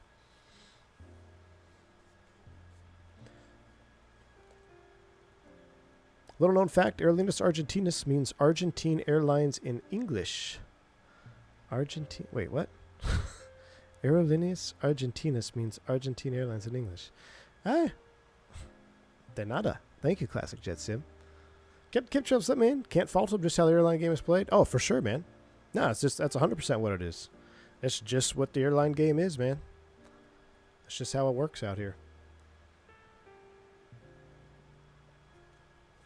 Southwest is just starting their transformation. I think next year will bring even bigger changes. Yeah. So there was actually a Southwest pilot in my in-dock class for my new operator, which is kind of a rare thing to think about, but I've heard of this happening. But normally you go to Southwest and that's either where you've always wanted to be, or you had apps out everywhere. They're the first one to call. You get a seniority number. And he had been at Southwest for a couple of years. And he's jumping ship because he saw what the changes were going to do to his perspective outlook on what he wanted to do at the company. And he's like, I'm just going to get out now.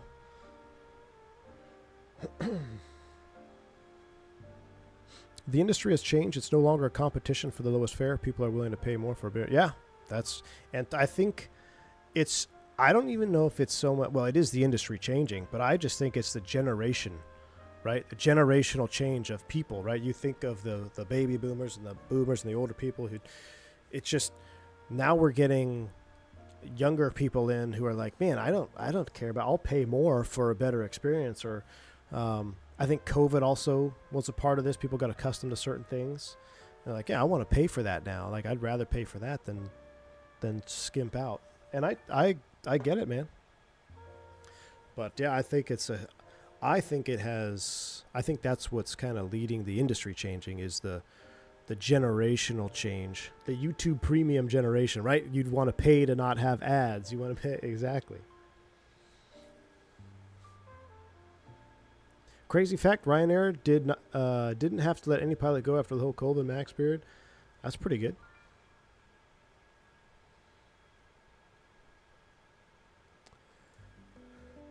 How are you liking the pre-release 7.3?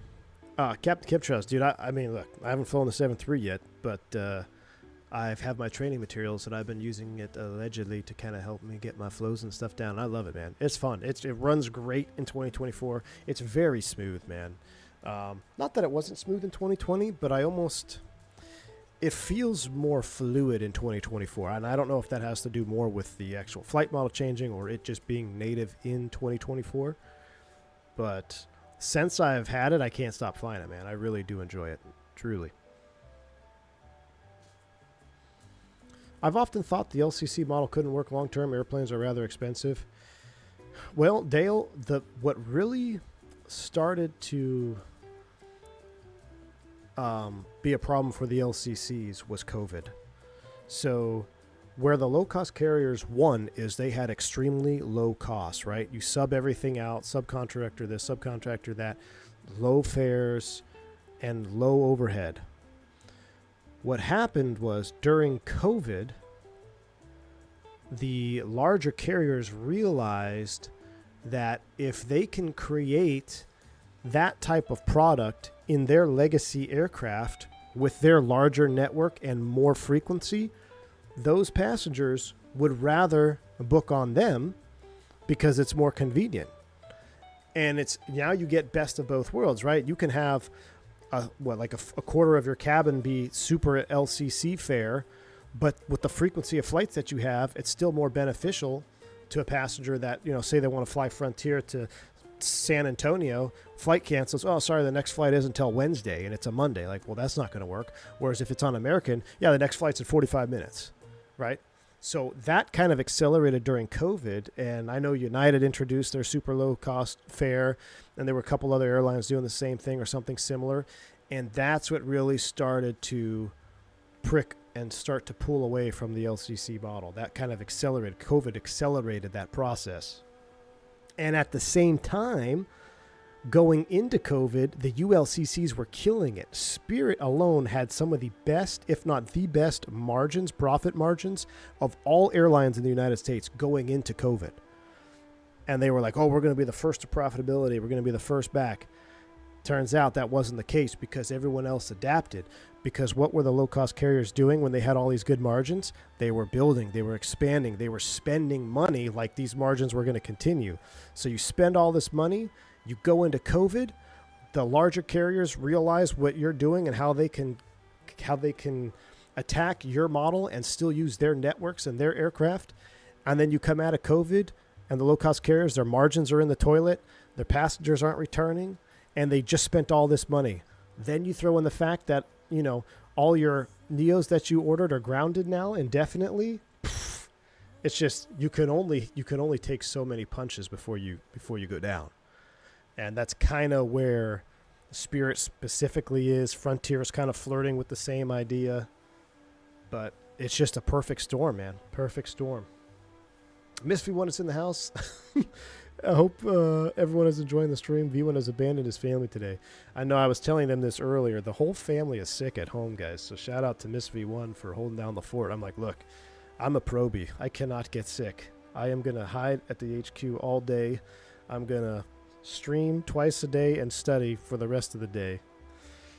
All week long because I cannot get sick. I cannot afford to get sick. But she's a champion.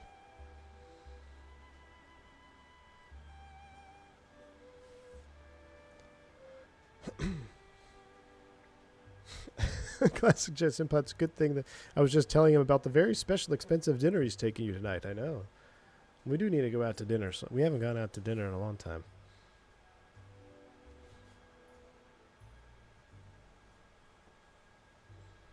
I think post-COVID, people really want just to make the most out of, let's say, a trip vacation, so they rather get the best experience out of possible. Something I've noticed in Scandinavia anyways. Dexel, I agree. I think that's accurate as well.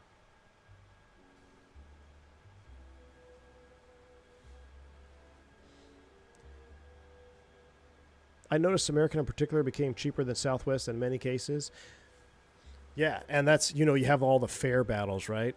So, some larger carriers were still targeting low costs, and then you had Delta and United who were just betting on premium in the long run, and now everyone else was playing catch-up.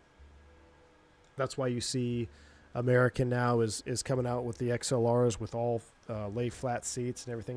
They're adding first-class seats to their wide-body fleet. So, yeah, they're in the catch-up mode for sure. Misty One says I'm ignoring her text. Stand by. I am. Well, I can't tell because Full Flap Sim and Turk are just going nuts on the... I'll have to tell them the PC story. Basically, somebody bought a $6,000 paperweight.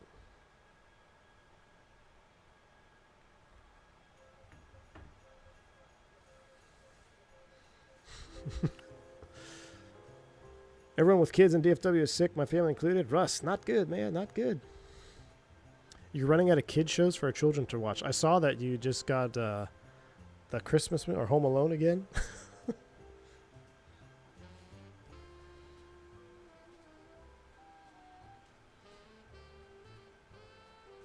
Coco Melon. No Coco Melon. Paw Patrol is on one TV and Home Alone is on the other. Man, Miss V1 is burning it down.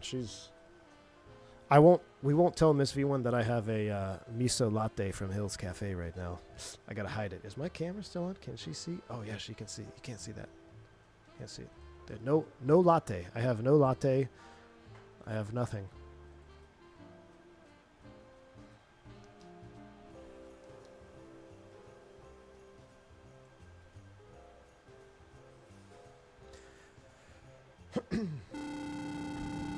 This time for the kids to watch Die Hard. We just watched Chevy Chase Christmas Vacation. What, yesterday? 2 nights ago for the first time. Chevy Chase Christmas Vacation, National Lampoon. It's a must. It's a must watch. My dad made me watch that every Christmas, or at least Christmas season. 3 Greens, my man. How's it all going, dude? Thank you so much for the 15. Honestly, appreciate you. Just about to go flying on a long nav. Thought I'd jump in to say good day. Good day, mate. If I don't catch you before the holidays, have a Merry Christmas V1 to you and the fam. I'll see you when I see you. Hey, 3 Greens, my man. Well, you take it easy. You fly safe. Keep the blue side up. And we'll see you when you get back, my man. Thank you so much for the support. And just being a member and hanging out and being at the channel, man. Really do appreciate you. Have a wonderful holiday season down under. I'll throw another shrimp on the Barbie this week in your honor. With a Foster's.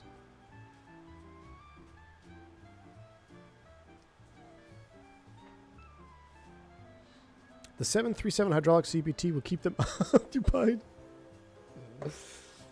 Yeah. I want to see if I can get this puppy picture up here. Hold on.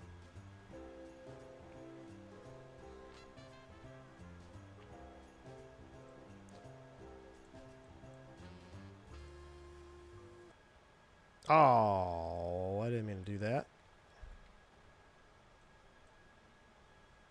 I was actually kind of liking that song. I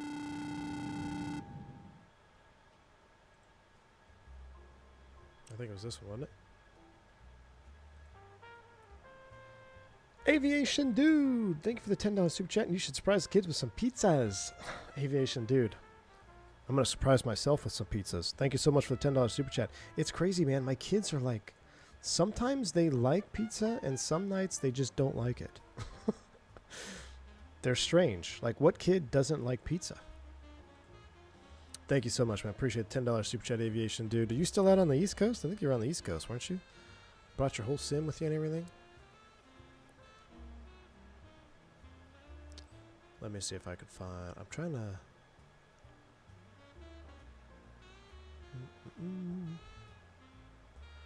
Mississippi rearranged our Discord, so I gotta find what I'm looking for.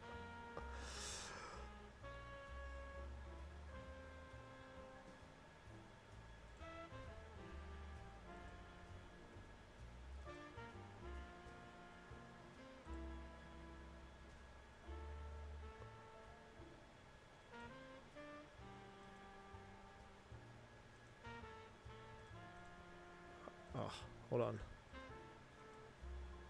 Yes, here we go. I accidentally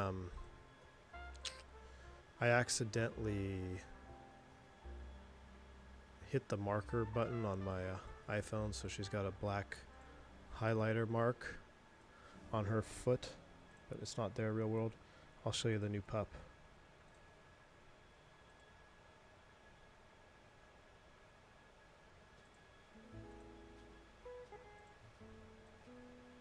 There's Miss Lily.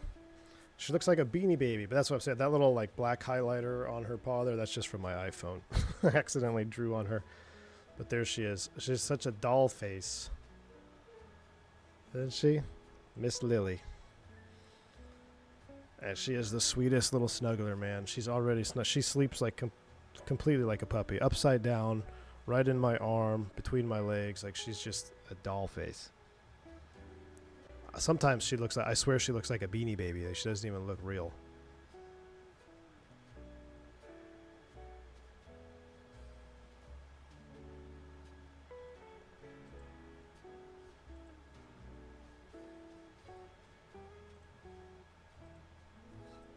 Hard not to fall in love with that. I know, man. Class Traveler, what's going on, man? Freezing in Dallas? Dude, it's been so cold in Dallas last couple days. I fished a tournament on Saturday. It was great. It was set like 69 degrees, I think was the high, or like 65. And then Sunday morning it was 18 or 20 with the wind chill blowing out of the north all crazy. All right, double checking where we're at here. We're going to have to do some descent profiling because we don't have a profile set for that, but we'll give a few more minutes here.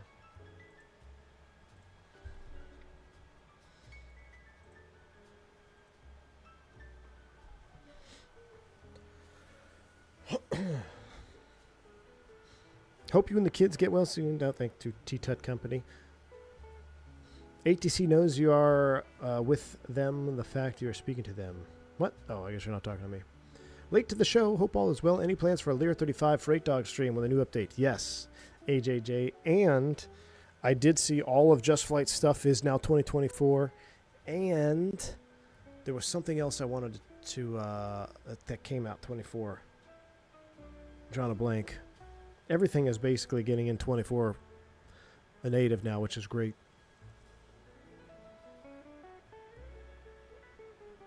Heat wave in Iowa, it was -1, now it's 32. Jeez. I think we got a night of 28 around New York City. It's been frigid. Yeah, that's cold, man. Aerostar, that's the other one I've been wanting to fly. Yes, the Aerostar. The Aerostar, Piper Aerostar. Who plays tonight? Is it anybody worth watching, or should we do a GA stream tonight?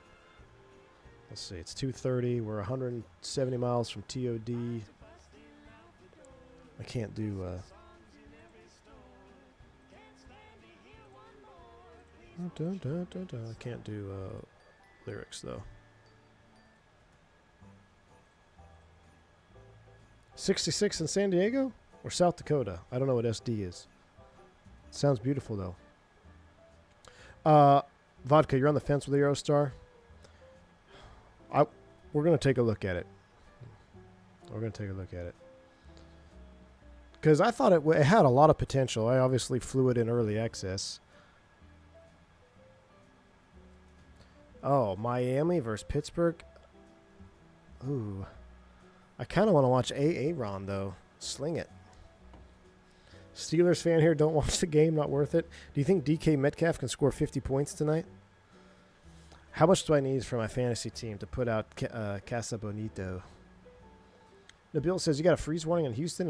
Tomorrow will be 70. Just Texas, man. Just good old Texas weather, isn't it?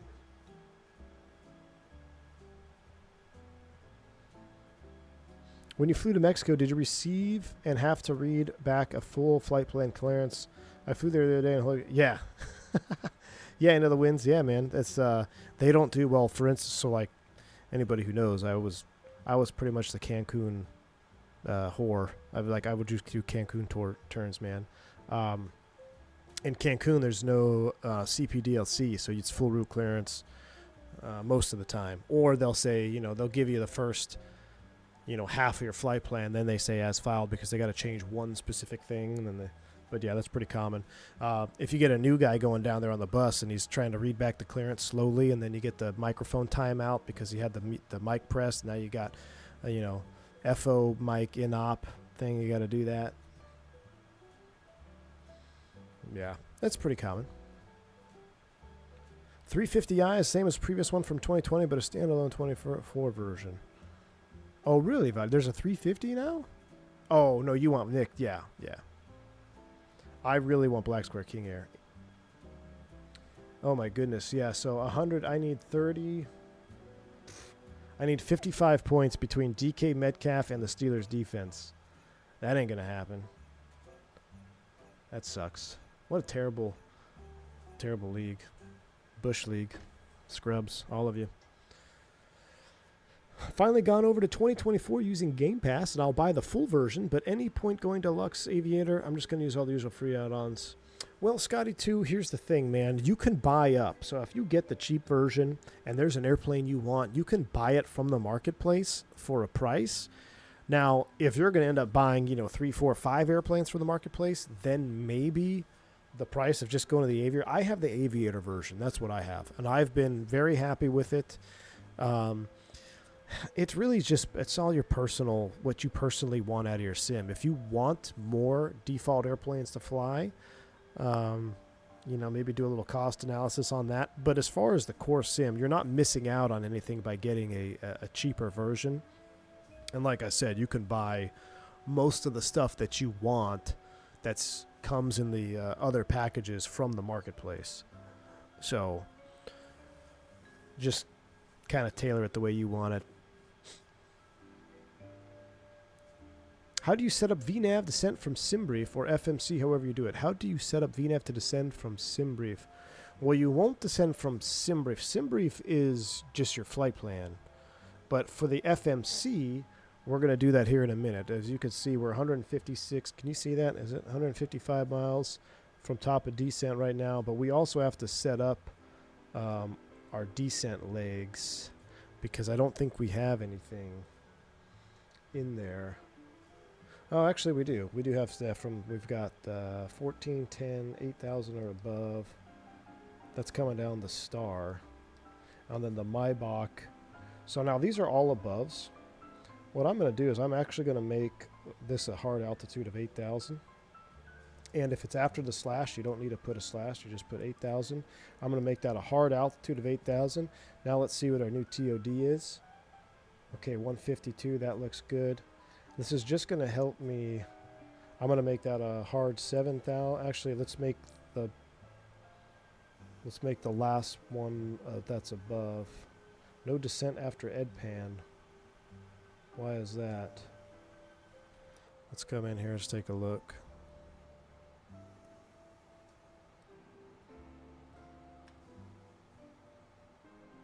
All right, let me see here. Sasta, Gra. Dabley. Let's make Dabley a hard 14.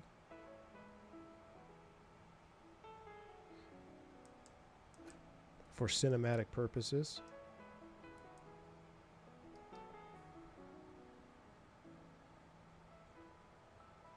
Alright, so 14, 10, 7, couple ladder aboves, and the bottom is 5,600. Let me see, zoom this in here. And we gotta go data. Or above 7, Maybach 6,500.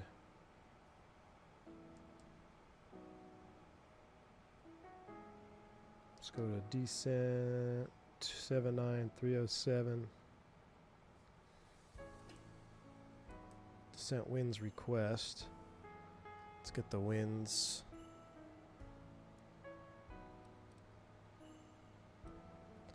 We'll throw on the weather. I don't think there's anything out there right now.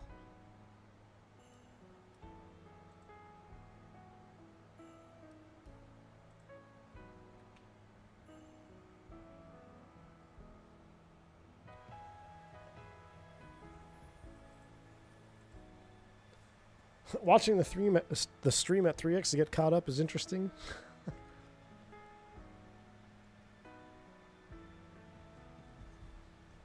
High altitude, you're a Finns fan? I'm sorry for you, man. My father-in-law's a Finns fan. If you're on the 7.5, you'd be still waiting for it to calculate the TOD. Dude, I wish I could be on the 7.5. I never had to accept for maybe once, and it was a short route. Flew to Mexico City, and apparently it's almost always, I heard, doesn't seem efficient. Yeah. There's flying south of the border, man. There's a whole lot of things that are different than what we're used to here in the States. I maximize my YouTube vid and podcast in my commute to work by watching and listening to everything at 2x. Nice. Can't wait for PMDG to get the fans FMC. Are they going to do the updated FMC? I don't know if that's in the pipeline or not.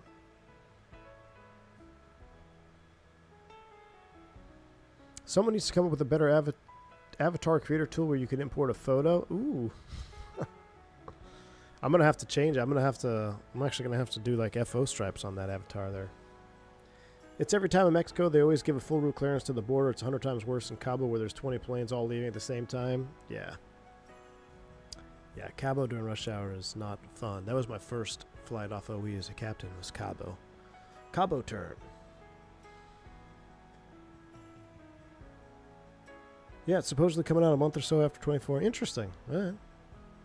Did you know that there's fully touchscreen CDU option for the 737? Yes, I did know that. I think it might even be the default in the MAX 10 called the TCDU. Yes, and I think that's a terrible idea. But I don't like touchscreens in airplanes, man.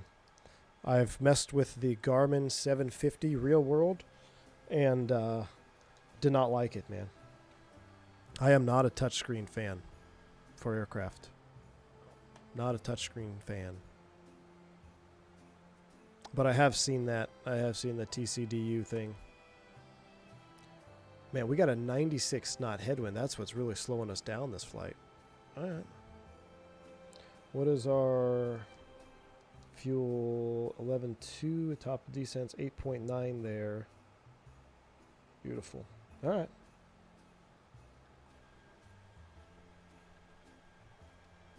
I kind of like the shadowed version.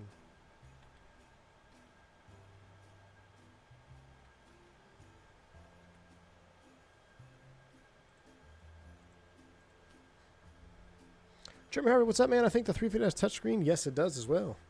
Does as well. I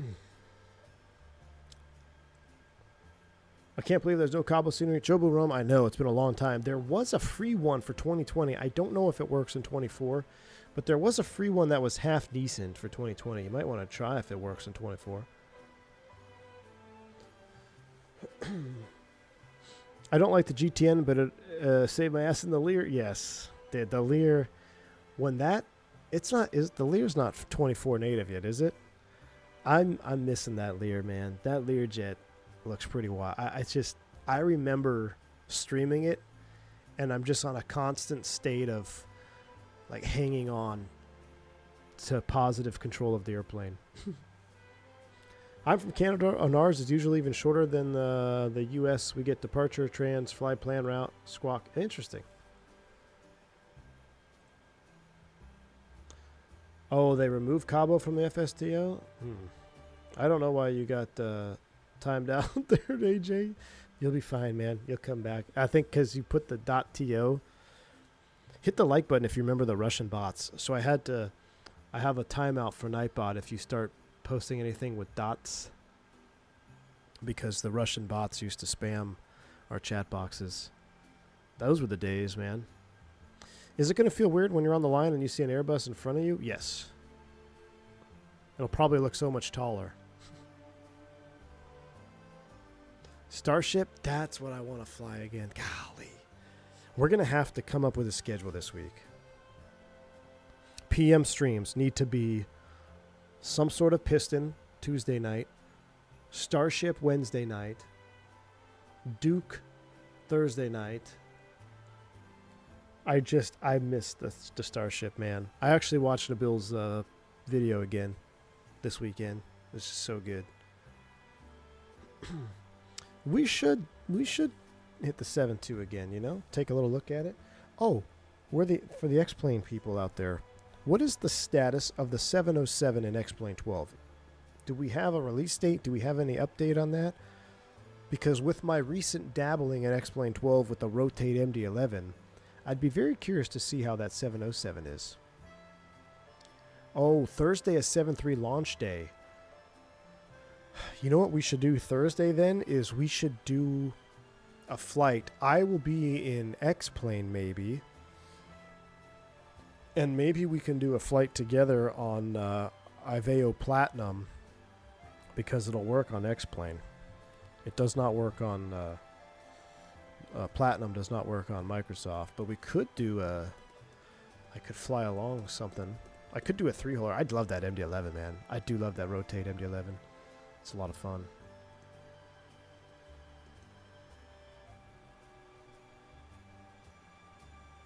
Zach, you ever flown a Starship? I know, same here, man. But it's such a good airplane. I should do a VATSIM flight. Still can't do VATSIM on Microsoft. Still banned. Will always be banned. So. FSS E-Jet X-Plane textures look outdated now. Ew. Miami St. Martin on a classic 7.3 aviation dude. What about Thursday we fly the IXEG? We could fly the IXEG. Everyone will be flying the NGs, and we could do a platinum flight. Why ban on VATSIM? Still banned for not sending in my ID. I was listening to Captain Canada earlier this week, and he's under the assumption that I was banned because I had multiple accounts from the get-go. That's not the case. So back before, quick rundown, I get this question all the time, so I'll just timestamp this for anybody that asks the question. Back before you could log in with your user ID on VATSIM, they required you to log in with your name. This was years ago. So I had my account.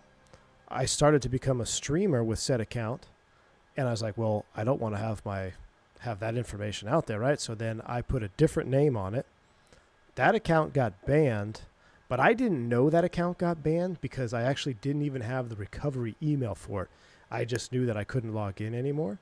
So what does any good pilot do? Improvise, adapt, overcome. I made a second account, and I had it all legit, but then that got stream sniped. And then I realized what the problem was, because then I had the email. They said, you've been banned. I need to see your ID. And I was like, no, you don't. And then, then after that, we've made multiple burners. I think we're at like 7 or 8 burners. We got 2 working still. That's the TLDR for VATSIM. But people say, oh, why didn't you just use your CID login? This was before CID login was a thing. So they used to force you to log in without CID. And that's when it all started. So, it's a principle. People are like, why don't you just send a fake ID? No, because I don't think anybody should be demanding IDs from anybody on the internet, especially if you're ill-equipped to handle that information. So in Europe, it's actually illegal. So I think that's a bigger part of the problem. And, if you're an older person, you're like, okay, well, I'm not going to send anything sensitive. But what if it's a kid, and a kid just submits something and he's not thinking about sensitive information? I just think it's stupid. I just think that's a problem. So out of principle, I will not send a fake ID, or a real ID for that matter. I keep getting alpha floor lock when I take off in the 321. Anthony Teal, that is a problem. Are you flying the Fenix? This used to be a problem on the Flight Factor in X-Plane 11. I think you're getting alpha floor. Are you rotating too fast? You might be rotating too fast, or you might be pitching up too aggressively. Remember, alpha floor is a predictive function of AOA. So you're not necessarily stalling, but you're doing something where the alpha floor is predicting that you're going to get into a high AOA or excessive AOA situation, and it's triggering alpha floor. So you're either rotating too fast, or you're pitching up too much, or your speeds are way off, and after you rotate, you're like, just something's happening. That should not be normal. I've never experienced that in the Fenix. So although I'm not 100% certain, I'm about 95% certain that there's something happening user error there. I don't think it's a bug, but there's something happening with that rotation that's causing that. Or maybe you're way out of trim somehow. I'm not sure. Dalton says the minimum age is now 16. Oh, really? How are they going to enforce that? That's interesting. I fly the Starship every weekend. It's so good. I love the 90s feel. I know. The sounds, 1211 Ronin, the Starship is a lot like some of the Just Flight stuff, man. I think we're like, it's one of the best add-ons out there, and it's really under the radar because not many people know much about Starship, but it is one of the few rare 100% passion projects from a developer where you can tell from the minute you load into the Starship, you know that it's just, you can sense the pure passion from Nick in that airplane. There's not a lot of airplanes in the sim. We have a lot of great airplanes in Microsoft 2020 and 2024. There's not a lot like the Starship where you can feel every ounce of passion that was put into that airplane. So we're going to have to fly it this week for sure. Classy Traveler, thank you for the $10 super chat, man. Appreciate you. V1, hope your training is going well. It's always difficult to start a new job from scratch. Enjoy a latte on me. My man, thank you so much, Classy Traveler, for that. The next pumpkin spice latte is on you. Peppermint mocha. Thank you so much, Classy Traveler. I really do appreciate the $10 super chat. And I look forward to seeing you the rest of this week. And hope you have a great holiday season, man. Mick Shiggity Pilot. Man, that's a name I haven't seen in a while. How you doing, Mick Shiggity Pilot? How do you get out of alpha floor if it happens? That's a great question. So in this particular case, if he is at rotation and you get alpha floor, and we're talking classic Airbus, because this is actually changing, Mick Shiggity Pilot, with the Neos and FMS2 and Release 2. There's actually a smart alpha floor and smart exit. What's going to happen is you need to lower the angle of attack because, remember, it gets triggered by a anticipation that you're going to exceed the critical angle of attack. So first things you got to do is you got to get out of that critical angle of attack. So you got to lower the angle of attack, and now you're going to be in what's called thrust lock, as long as we're in the classic aircraft. So you've got to get the aircraft out of the thrust lock configuration by pressing the instinctive disconnect push buttons. You could also just advance the thrust levers to Toga, and then you could bring them out of Toga. You could also bring them to idle and then bring them back up, but you would not want to bring the thrust levers to idle on rotation. That would be a very bad technique. So if you got it at rotation, the call is you're actually going to be Toga 15 is what you're going to pitch for. You're going to go man Toga, and you're going to pitch for 15 degrees because you got to figure out what's going on. Do we have unreliable airspeed here? Is this an actual stall? What's happening? But and the same thing would be true if you're at altitude. Then you could get out of thrust lock or Toga lock. Excuse me. You could get out of Toga lock by bringing the thrust levers to idle. But the proper way is to match and mash by pressing the instinctive disconnect push buttons, and well, actually, you wouldn't be matching if you're in Toga lock. You just go to Toga and then disconnect them. Yeah, bring him to idle is not wise. But good to see you, Mick Shiggity Pilot, man. Hope you have a wonderful Christmas and holiday season, man. Mick Shiggity Pilot has been around, man, since the original videos of this channel. Original videos, like not even streams. I remember seeing Mick Shiggity comment on some of the first videos I ever did. Release the death grip.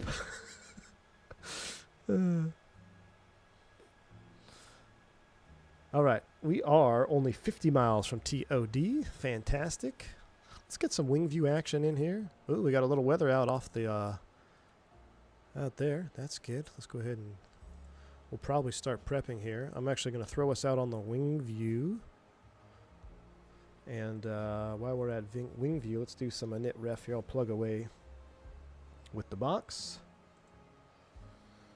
We are going to do an ILS. We're going to be flaps 30 and 140. We'll throw that in there. ILS is 111.3 and 254 on the courses. It's so nice having this autopilot panel working.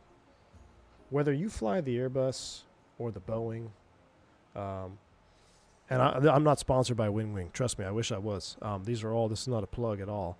But this is how you fly the aircraft in real life. You fly the airplane from the autopilot panel 90% of the time because the autopilot's engaged, right?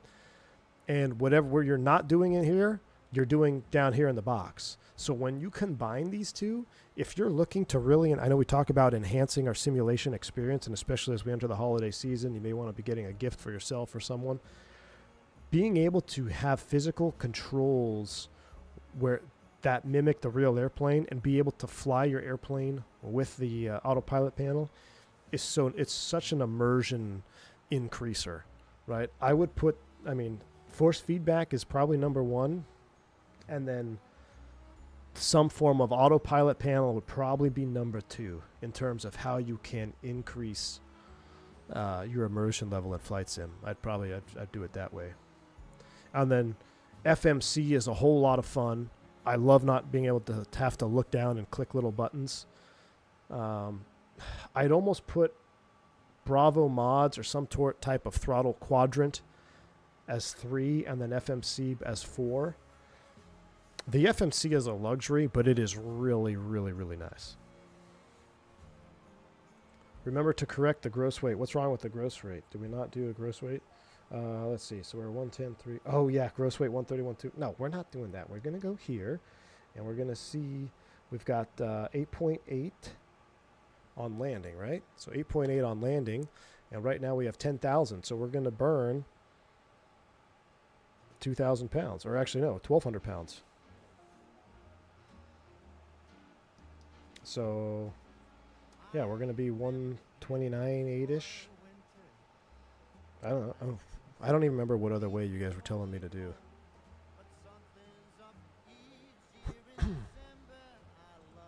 Let's see, what is our TOD coming up in 40 miles? So let's go ahead and go back to work. Ooh, that was loud, sorry. We'll pause that, get the sim sounds back up. Let's take a look at our actual charts. Argentina 1886, Comodoro Rivadavia radar, expect W1 Quebec, runway 25. Gotta get everything back together here. W1 Quebec, runway 25, Argentina 1886. W1 Quebec, approach ILS 25. Argentina 357, Comodoro Rivadavia radar, expect W1 Quebec, runway 25. We'll expect that. Expect W1 Quebec, runway 25, Argentina 357. Could do the RDAV Yankee 25. Well, we got Maybach though. Okay, we'll come in over the train. This might be more juice. Let's see, and then for the airport is super simple to navigate. One runway 25, 9,000 feet long, right-hand turnoff at either Alpha or Bravo. 254 approach course, that checks out. Approach ILS Yankee 25 mins are going to be 269 straight in.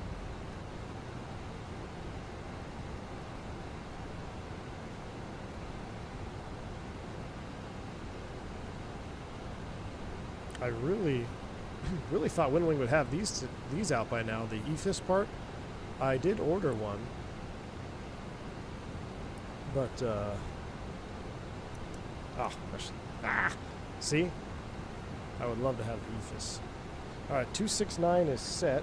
111.3.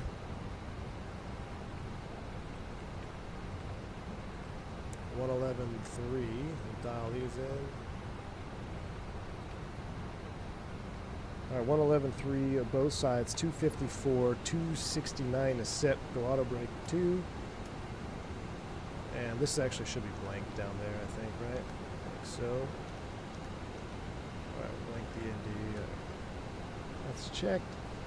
You could just add, here we go. Just add your landing fuel to your zero fuel weight. But then I got to go back here. Then I got to go back to here. I got to add 8.8, which is 129. That's a lot. I don't know. Doesn't make sense. I'd rather just take my landing fuel, my fuel on board minus my landing fuel. I've never done. I don't like adding. I like subtracting better. Weird. But we're going to take the most conservative. Let's run some landing data. And actually, we'll call ready for descent. Bottom is going to be 5,100. Actually, no, 6,500 for Maybach. And since that's the final, or that's the initial for the approach, rather, I'm going to make that a hard 6,500. And then I'm going to dial in 6,500 right now. And I'm going to call ready for descent. Argentina 357, W1 Quebec, runway 25. Report ready for descent.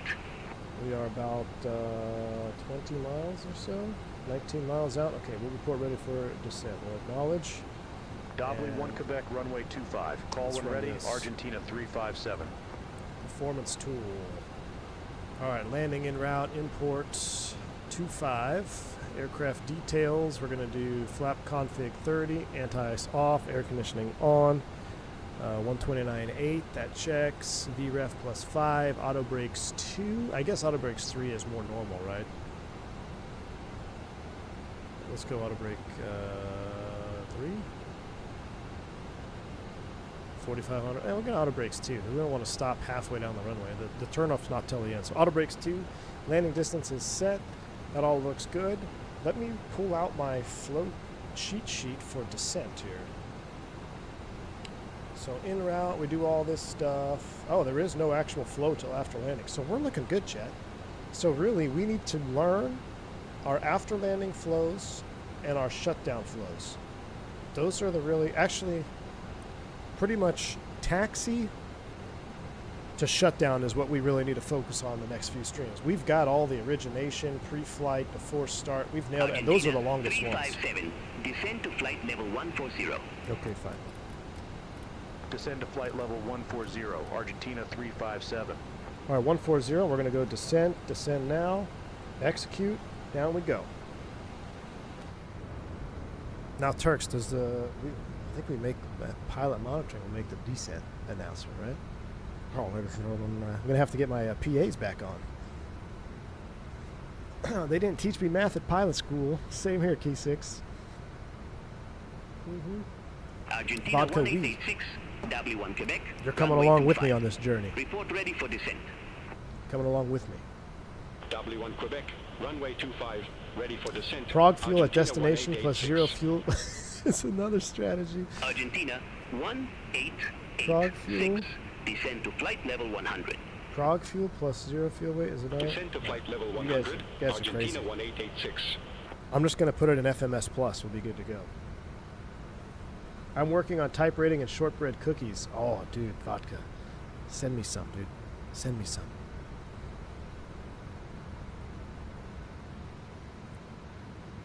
The PM gets to kiss them goodbye. Man, I haven't heard that in a long time. It's been so long since I've flown an actual airline flight. When was my last flight? Was it September? I think it was. I think my actual last airliner flight was in September, right? Wow. It's been so long. When I went to base in dock, I got to fly a 787-800. Okay, I forgot to mention this.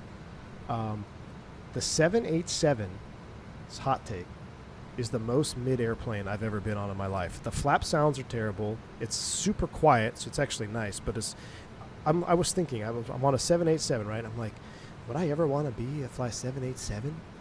And I'm looking at this all like composite wing and electric flaps. I'm like, no, not Jack, not for me. I do not get excited on a 787. The window dimming was cool, but compare that to a 747. I think that's why I never have the itch for long haul flying. Because if we had 747s, I'd be all over it. But the 787 does not motivate me at all. Takeoff was super mid. It was whisper quiet. I have a pretty HD video I took from the wing view. I was pretty much sitting right here in this seat on the 7.8, and I was not impressed from an aviation enthusiast standpoint. It seemed super mid. Mr. Rendazzo's in the house. Good to see you, my man. He says, new build coming for you tonight. Tons and tons of refinements. Well, chat, if we get the build before I leave the HQ tonight, it looks like we got a second stream. Good to see you, Mr. Rendazzo. Hope all is well. And been absolutely loving the 7.3, man. You guys are doing a really good job.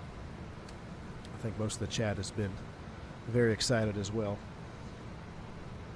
Yeah, I'm retro, Mr. G-Sus. Like, I walked around the 7.8. Like, I went to see the galleys and where the crew rest areas would be. I'm like, you want me to be on this for 15 hours? No. No, Jack. I actually think, hear me out, I think the 777 is better than the 787 in terms of aviation enthusiasm. Because I saw, we were parked next to a triple that was going to Heathrow, and we're in a 7-8 going to Miami, and I felt like I was on a Temu 777. It's like the all-electric Walmart version of Boeing's 777 is the 787. Plus the nose looks like it taxied into the terminal building. I don't know why Boeing decided, well, I'm sure I know why they decided to change the nose design for aerodynamics and efficiencies and all that penny pusher stuff, but Boeing's has always had beautiful aircraft. The 787 nose, that was a miss. That was a swing and a miss. Now the wing flex, I mean, it's cool. See how big the wing flex and the wing there's some cool things about it. But man, that nose design, no sir. I agree. The 777 has more character. Yeah, Captain Chemtrails for sure. And you know what has more character than the 777? 757. Golly, I wish I could fly a 75. Captain Chemtrails, are we going to get a 757 professional series when that airplane drops? How was your base end dock experience, by the way? They treat you well? Yeah, it was great, man. Minus my 6-hour delayed flight on the way home, I spent more time sitting in the airport waiting to go home than I did in the classroom. So that was not exciting. And I had another option to take a flight. I was supposed to leave at 2:45. I didn't leave until 6:30 p.m. And in that process, there was a big emergency at home. My daughter slipped, fell, had to get stitches. Luckily, the pediatrician that she goes to lives out by us. So he did a house call, like stitched her up, and it was just mayhem, dude. But I guess what happened is they took a tire off. They had to replace the tire because I was logging in to see the EAML, just practicing. And I saw that they found on pre-flight there were cords were showing. So they pulled the tire off, and it took them 4.5 hours to change the tire. And when I boarded, I asked the captain, I was like, what's going on? It was a 4-hour tire change. It's like, I guess when they pulled it off, they damaged the anti-skid. So they had to then fix the anti-skid system. So it was just a big thing. But Turks, you beat me to it. I did. First class on the way back. Had a wonderful meal. Chicken pesto. Dude, it was great, man. I was loving it. Did some CBTs. So overall, great experience. I realized if you walk the entire length of that D terminal there, it's like, I don't know, 11,000 steps. Very long.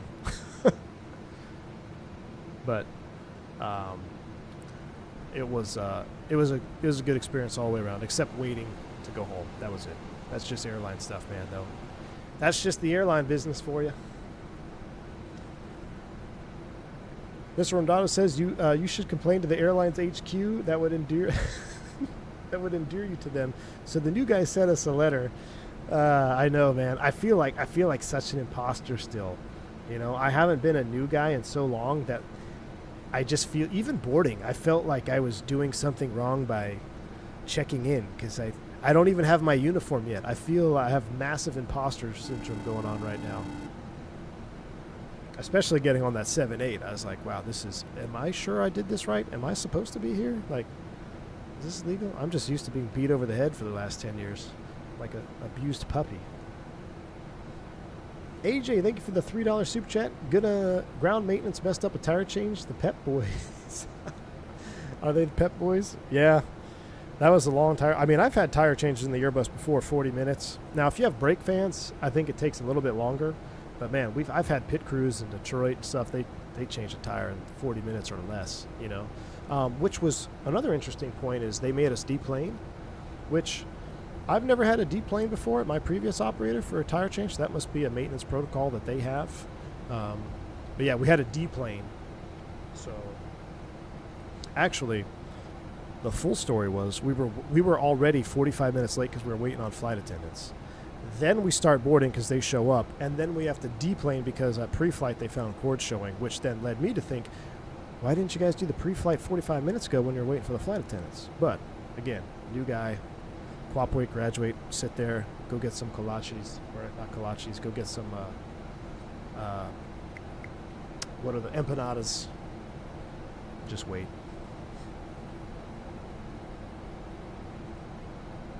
4-hour tire change sounds like my job. My job working at an unnamed chain tire shop in high school.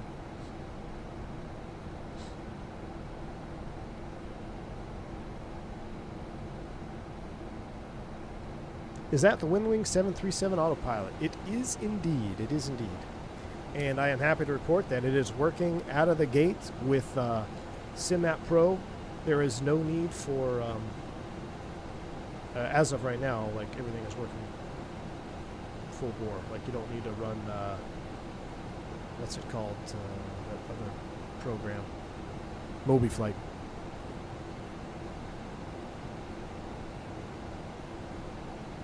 Argentina 1886, contact Ushuaia, approach 118, decimal 1. All right, we'll put Contact terrain on Ushuaia, here. approach 118, decimal 1, Argentina 1886. There's no weather to worry about. We're getting ready to go through 19th thou. Transition level by ATC, trans altitude 8,000. All right. I guess we'll just leave the ILS up here.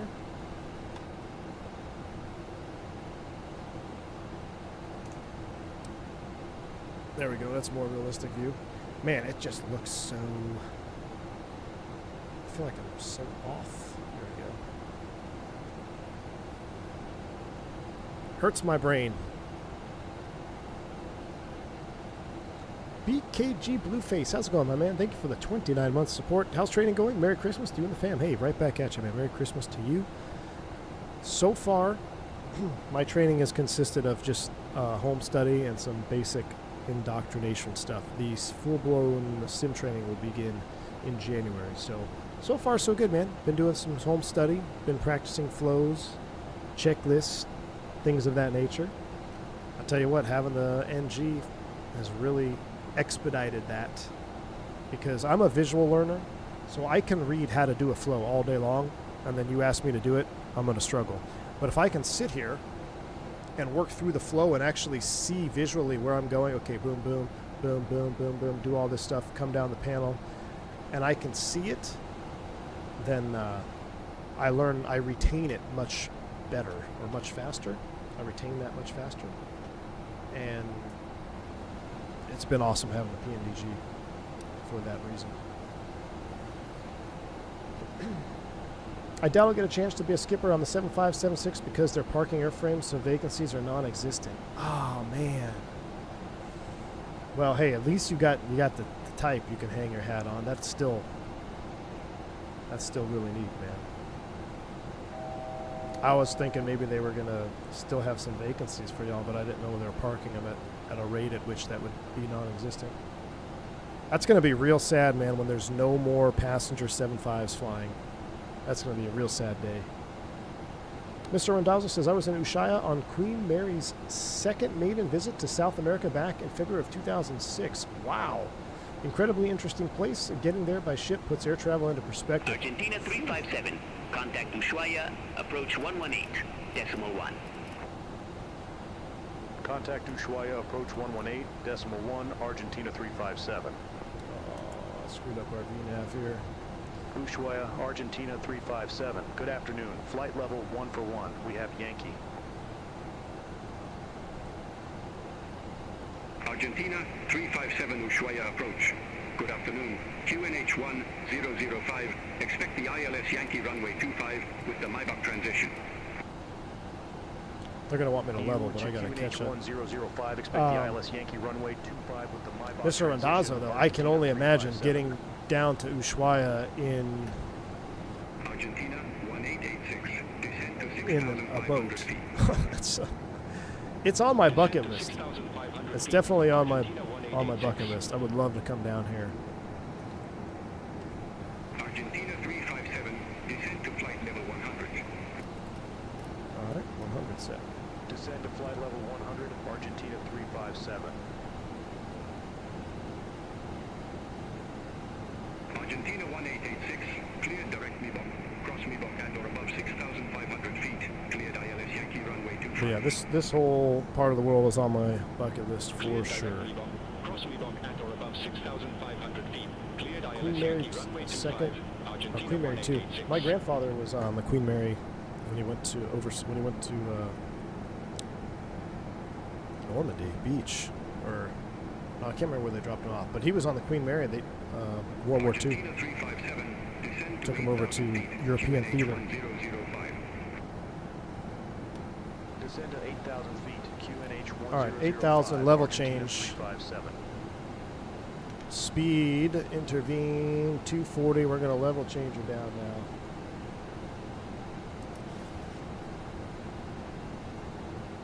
Oh, that's me.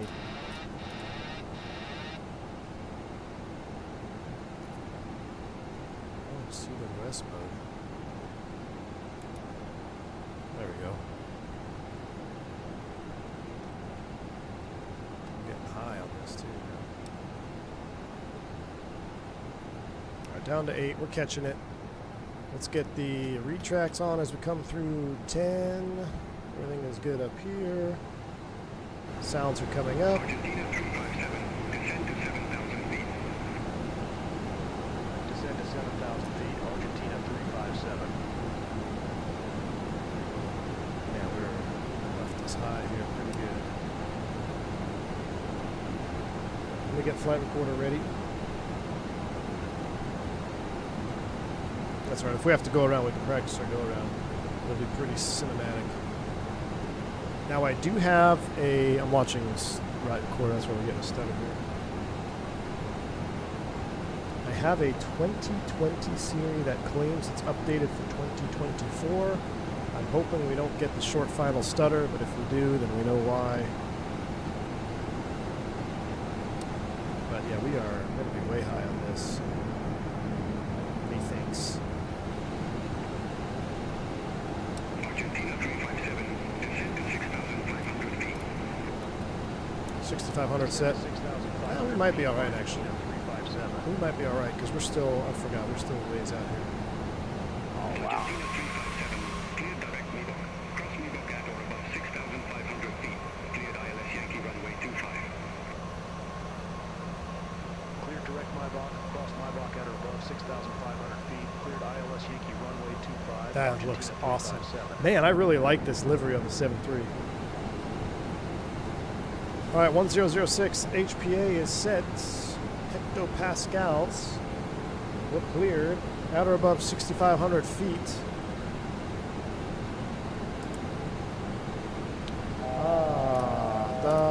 Screwed that up. I screwed that all up. Final approach course glide path. That's fine. I guess we're going to fly it at nav.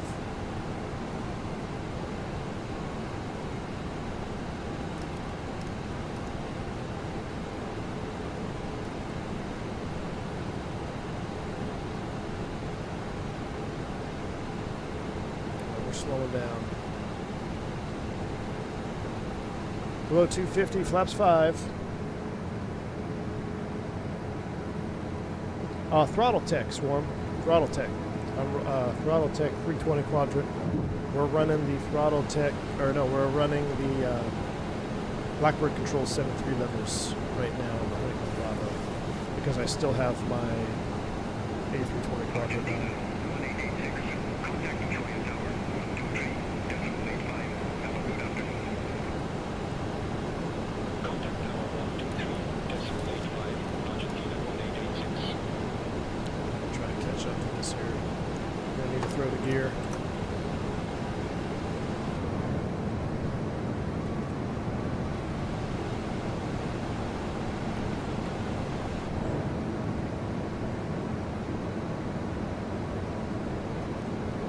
Good practice.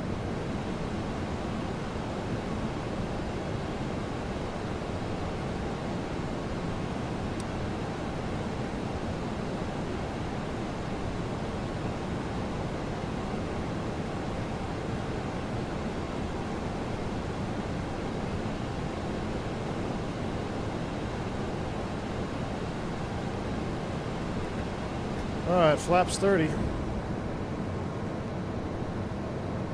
Speed brake armed. Recording is on. I totally spaced on all of our checklists. That's not good. Found a before landing checklist. Approach briefing complete. Seatbelts. I didn't get those. We didn't do any of that. We were just hanging out, talking. PA's completed recall check. Auto brakes as required. HUD is set. Radios display set. Cross check. Speed brakes armed. Green light. Gear down. 3 green. Flaps 30. Green light. Landing check is complete.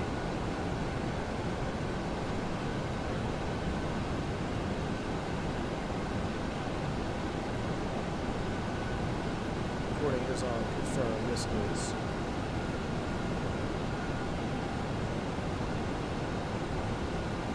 Right into the sun here.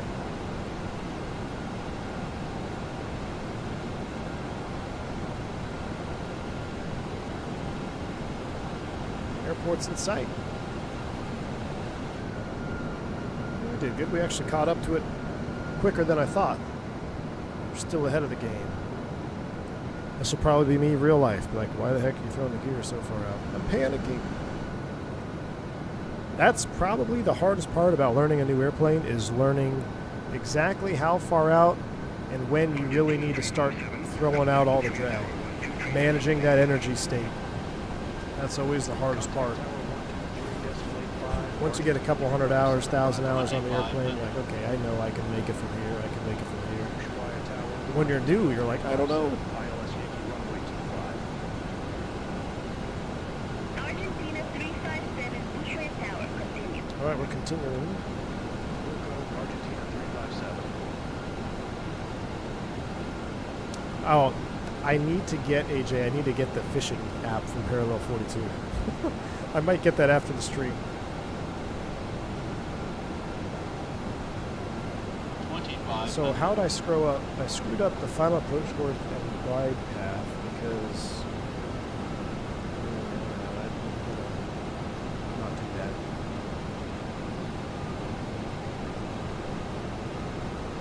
Or what was it because we were so far out? Curious. I'm going to disengage the autopilot. So if I go like this, so I'm going to go VLR load. Oh no, to get out of approach jail, this is a good way to get unstuck. The flight director's off. The flight director's back on. There we go. Look at that. Chat, we're learning things. There's our low glide slope. Hey. We're also getting high now on the glide slope. Alright, best part about the magnetic switch? That is so much fun. Alright, I have control, autopilot's off, flight vectors are off, flight path vectors on because I'm an Airbus pilot.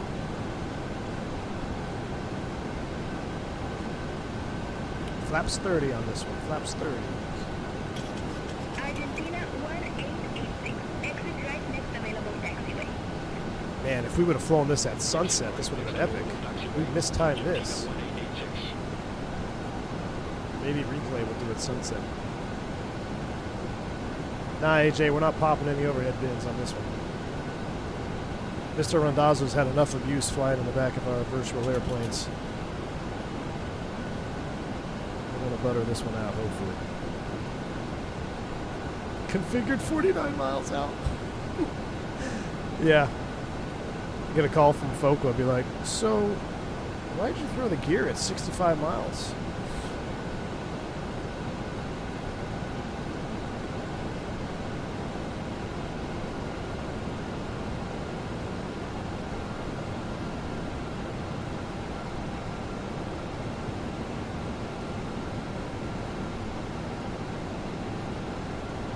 Argentina 357, went to 35 and 25, runway 25, clear to land. All right, clear to land. Runway 25 clear to land. Argentina 357. Argentina 1886, gate 2, taxi at pilot's discretion. Gate 2 taxi at my discretion. Argentina 1886.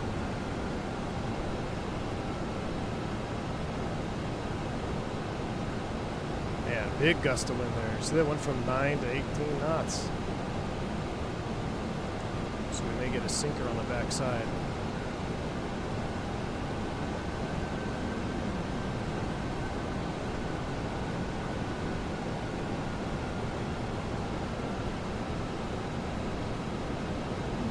It's trying. Approaching minimums. Just a little hot over the Minimums. numbers here.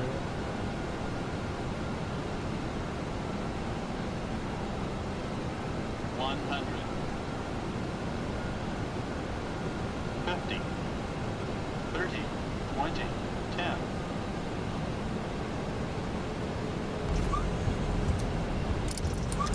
Check close, hold the attitude. Flight deck to sim Brad. Deployed. Manual brakes.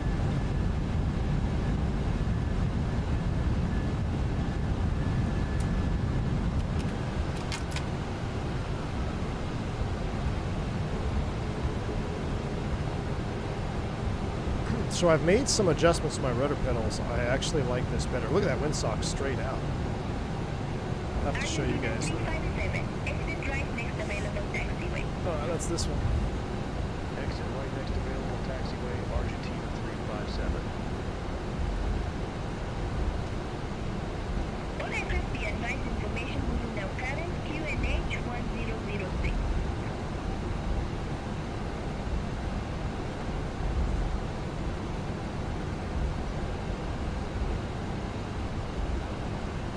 Alright, now this is what I need to, alright, so it's going to be down, exterior lights, I'm going to do this, Argentina 357, request taxi to assigned gate.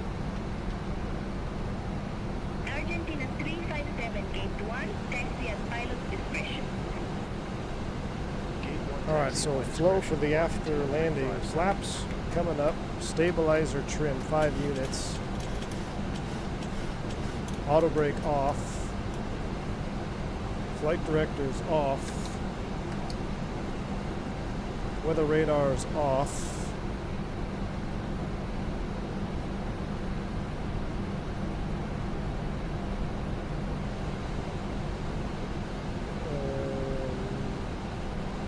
exterior lights and anti-ISS required. Alright, cool. So it's going to go to steady, off. Alright, cool. We got to work on those flows. This is the first time we've done those. With today's build, you'll have new rudder pedal interconnect that will match precisely the airplane's rudder tiller displacement to nose wheel steering response. It is amazing to use now. Oh my goodness. That will be awesome. So you guys hear that from Mr. Rondazzo. Today's update, when it drops, it's going to have a big update to rudder tiller displacement and nose wheel steering. Very cool. I'm very much looking forward to that. We're going to have to try that. Maybe we'll have to do the return leg tonight. We'll have 100 knot tail.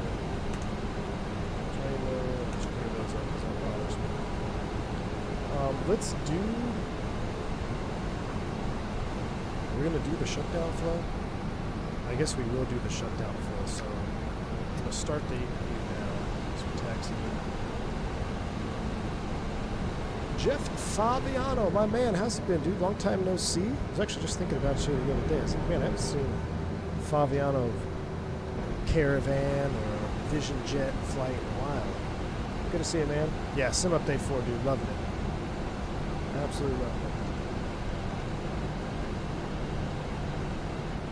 I think you can go straight to IOE. Well, how kind of you.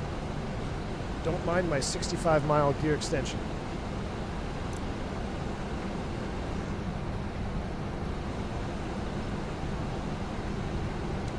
This Ushuaia is, I believe, this is a Flight Sim TO offering. So this is a freeware airport from Flight Sim TO that is compatible with 2024. For those that were asking in the chat there. All right, APU is up on bus.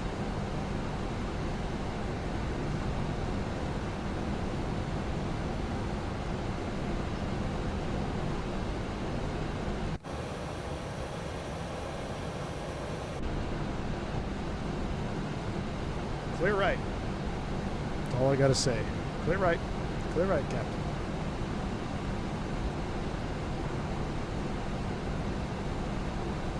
Nice landing. Clear right. I'll take the other one.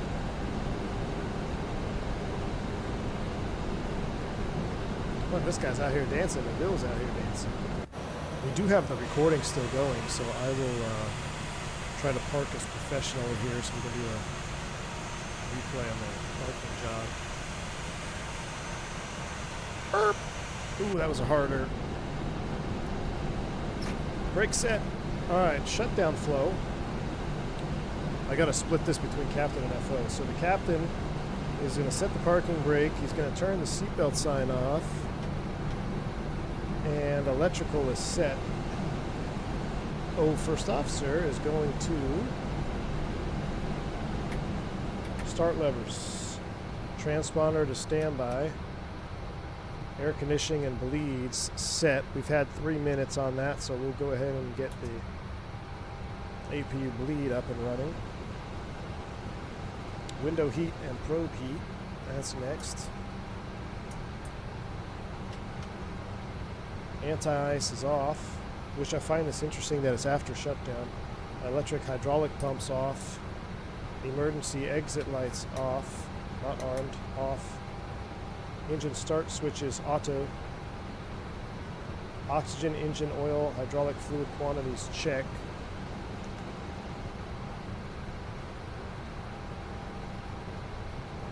Hydraulics are good. Oil quantities 17 and 18.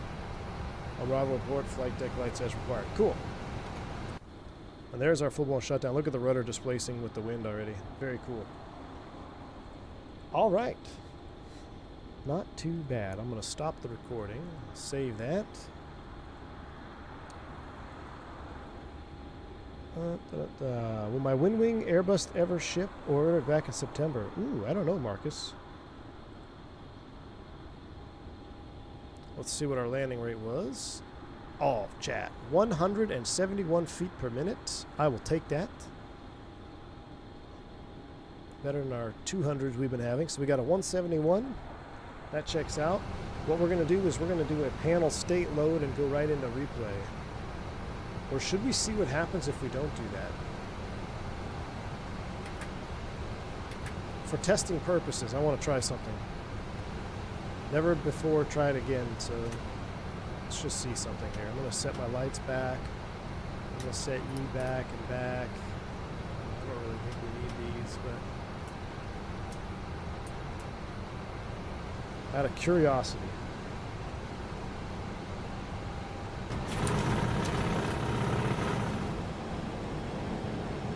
It's going to bring both engines back online.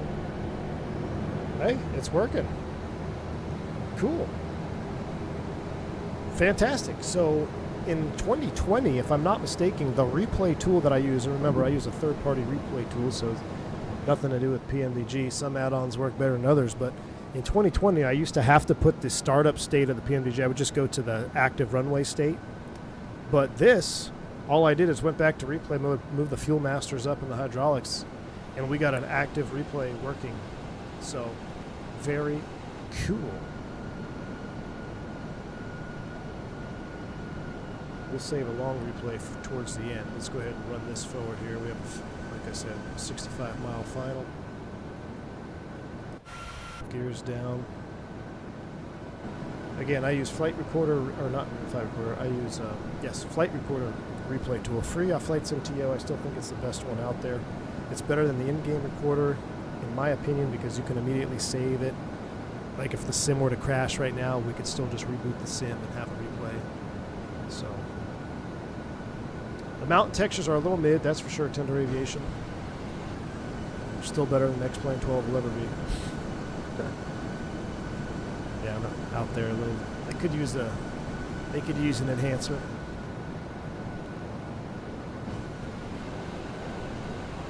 All right, flaps 30, green light.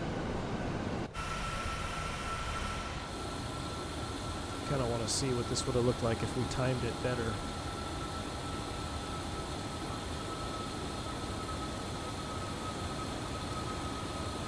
Take full advantage of Sim Update 4. How are we liking the 7.3? Better or worse than the 320? What do I recommend? Oh, dude, it's completely, they're just two different airplanes, man. Do you want a Boeing or do you want an Airbus? Oh, I forgot to disconnect. Disconnected. I'll tell you what, Hunt 737, since your name is Hunt 737, if you get the PMDG 737, you will not be disappointed, I promise you. Oh, you mean real world? Airbus has got all the creature comforts, man. You're going to be so comfortable in an Airbus. But you're not going to be as respected. Because only real pilots fly the 737. Do you want to fly a plane or push buttons all day?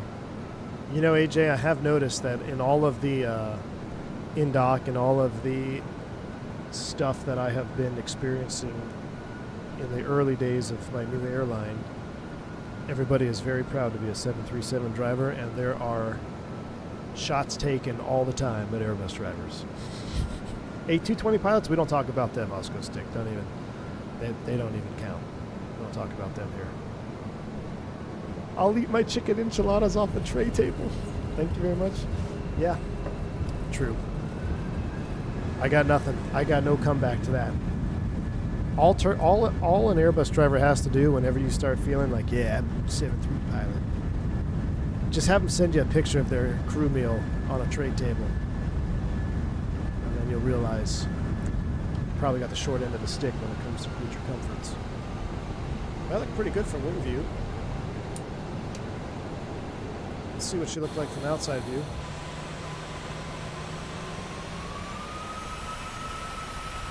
And then we'll do Fabiano replay mode. Oh, much better flare. Little off center line there. Oh, actually, pretty good. We had that 17 knot crosswind. Flew the nose down. Hey, I'll take that. I'll take that. Let's do the Fabiano replay mode. So we're going to go here, Shift X, and reset El Camera. We're going to go off, off. Where do we want to watch it? We want to watch it from this side.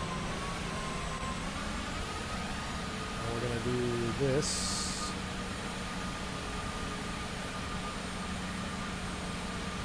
Like so. Boom, boom.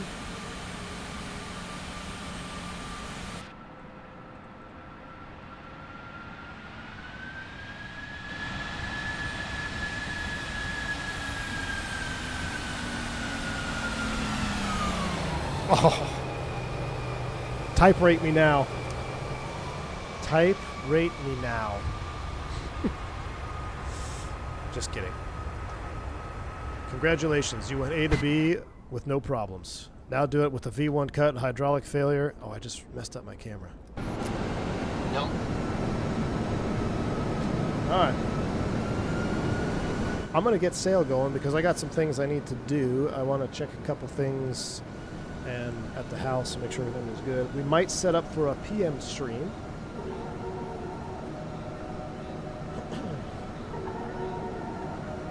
Still would turn away if I saw your name on on one of my deadheads. Oh no. In the end, you're gonna like. In the end, you're gonna like what you like based on what you value more. Very true.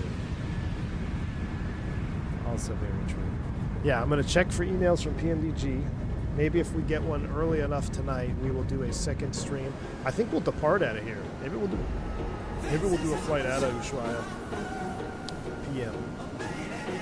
But until then, I'll let y'all have a couple of replays here. We're getting set up. We'll watch the approach come in at flaps 15. The extension from there. Yeah, this was fun. Thank you, Mathis Cock, Mr. Rondazzo, stopping by, PMDG. Always a pleasure to have them in the chat. Very excited for the release of this aircraft. Right now, anticipating the 18th. And if we get any more updates this week, we'll pass it on. What do I plan on stream? I don't have a plan yet. As soon as I get the email. As soon as I get an email, that's when I plan to stream. If it doesn't happen tonight, that's not a big deal. We're going to be streaming all week, so big study week this week. Thank you, Jeff, for stopping by. Thank you all for the support, the bank annual checks, the membership milestones. Thanks for hitting the like button, just hanging out with me on a Monday afternoon. If I don't see you tonight, stay safe, stay healthy, and I will see you tomorrow right back here at 7:37. So have a wonderful rest of your night. I'm V1. See you!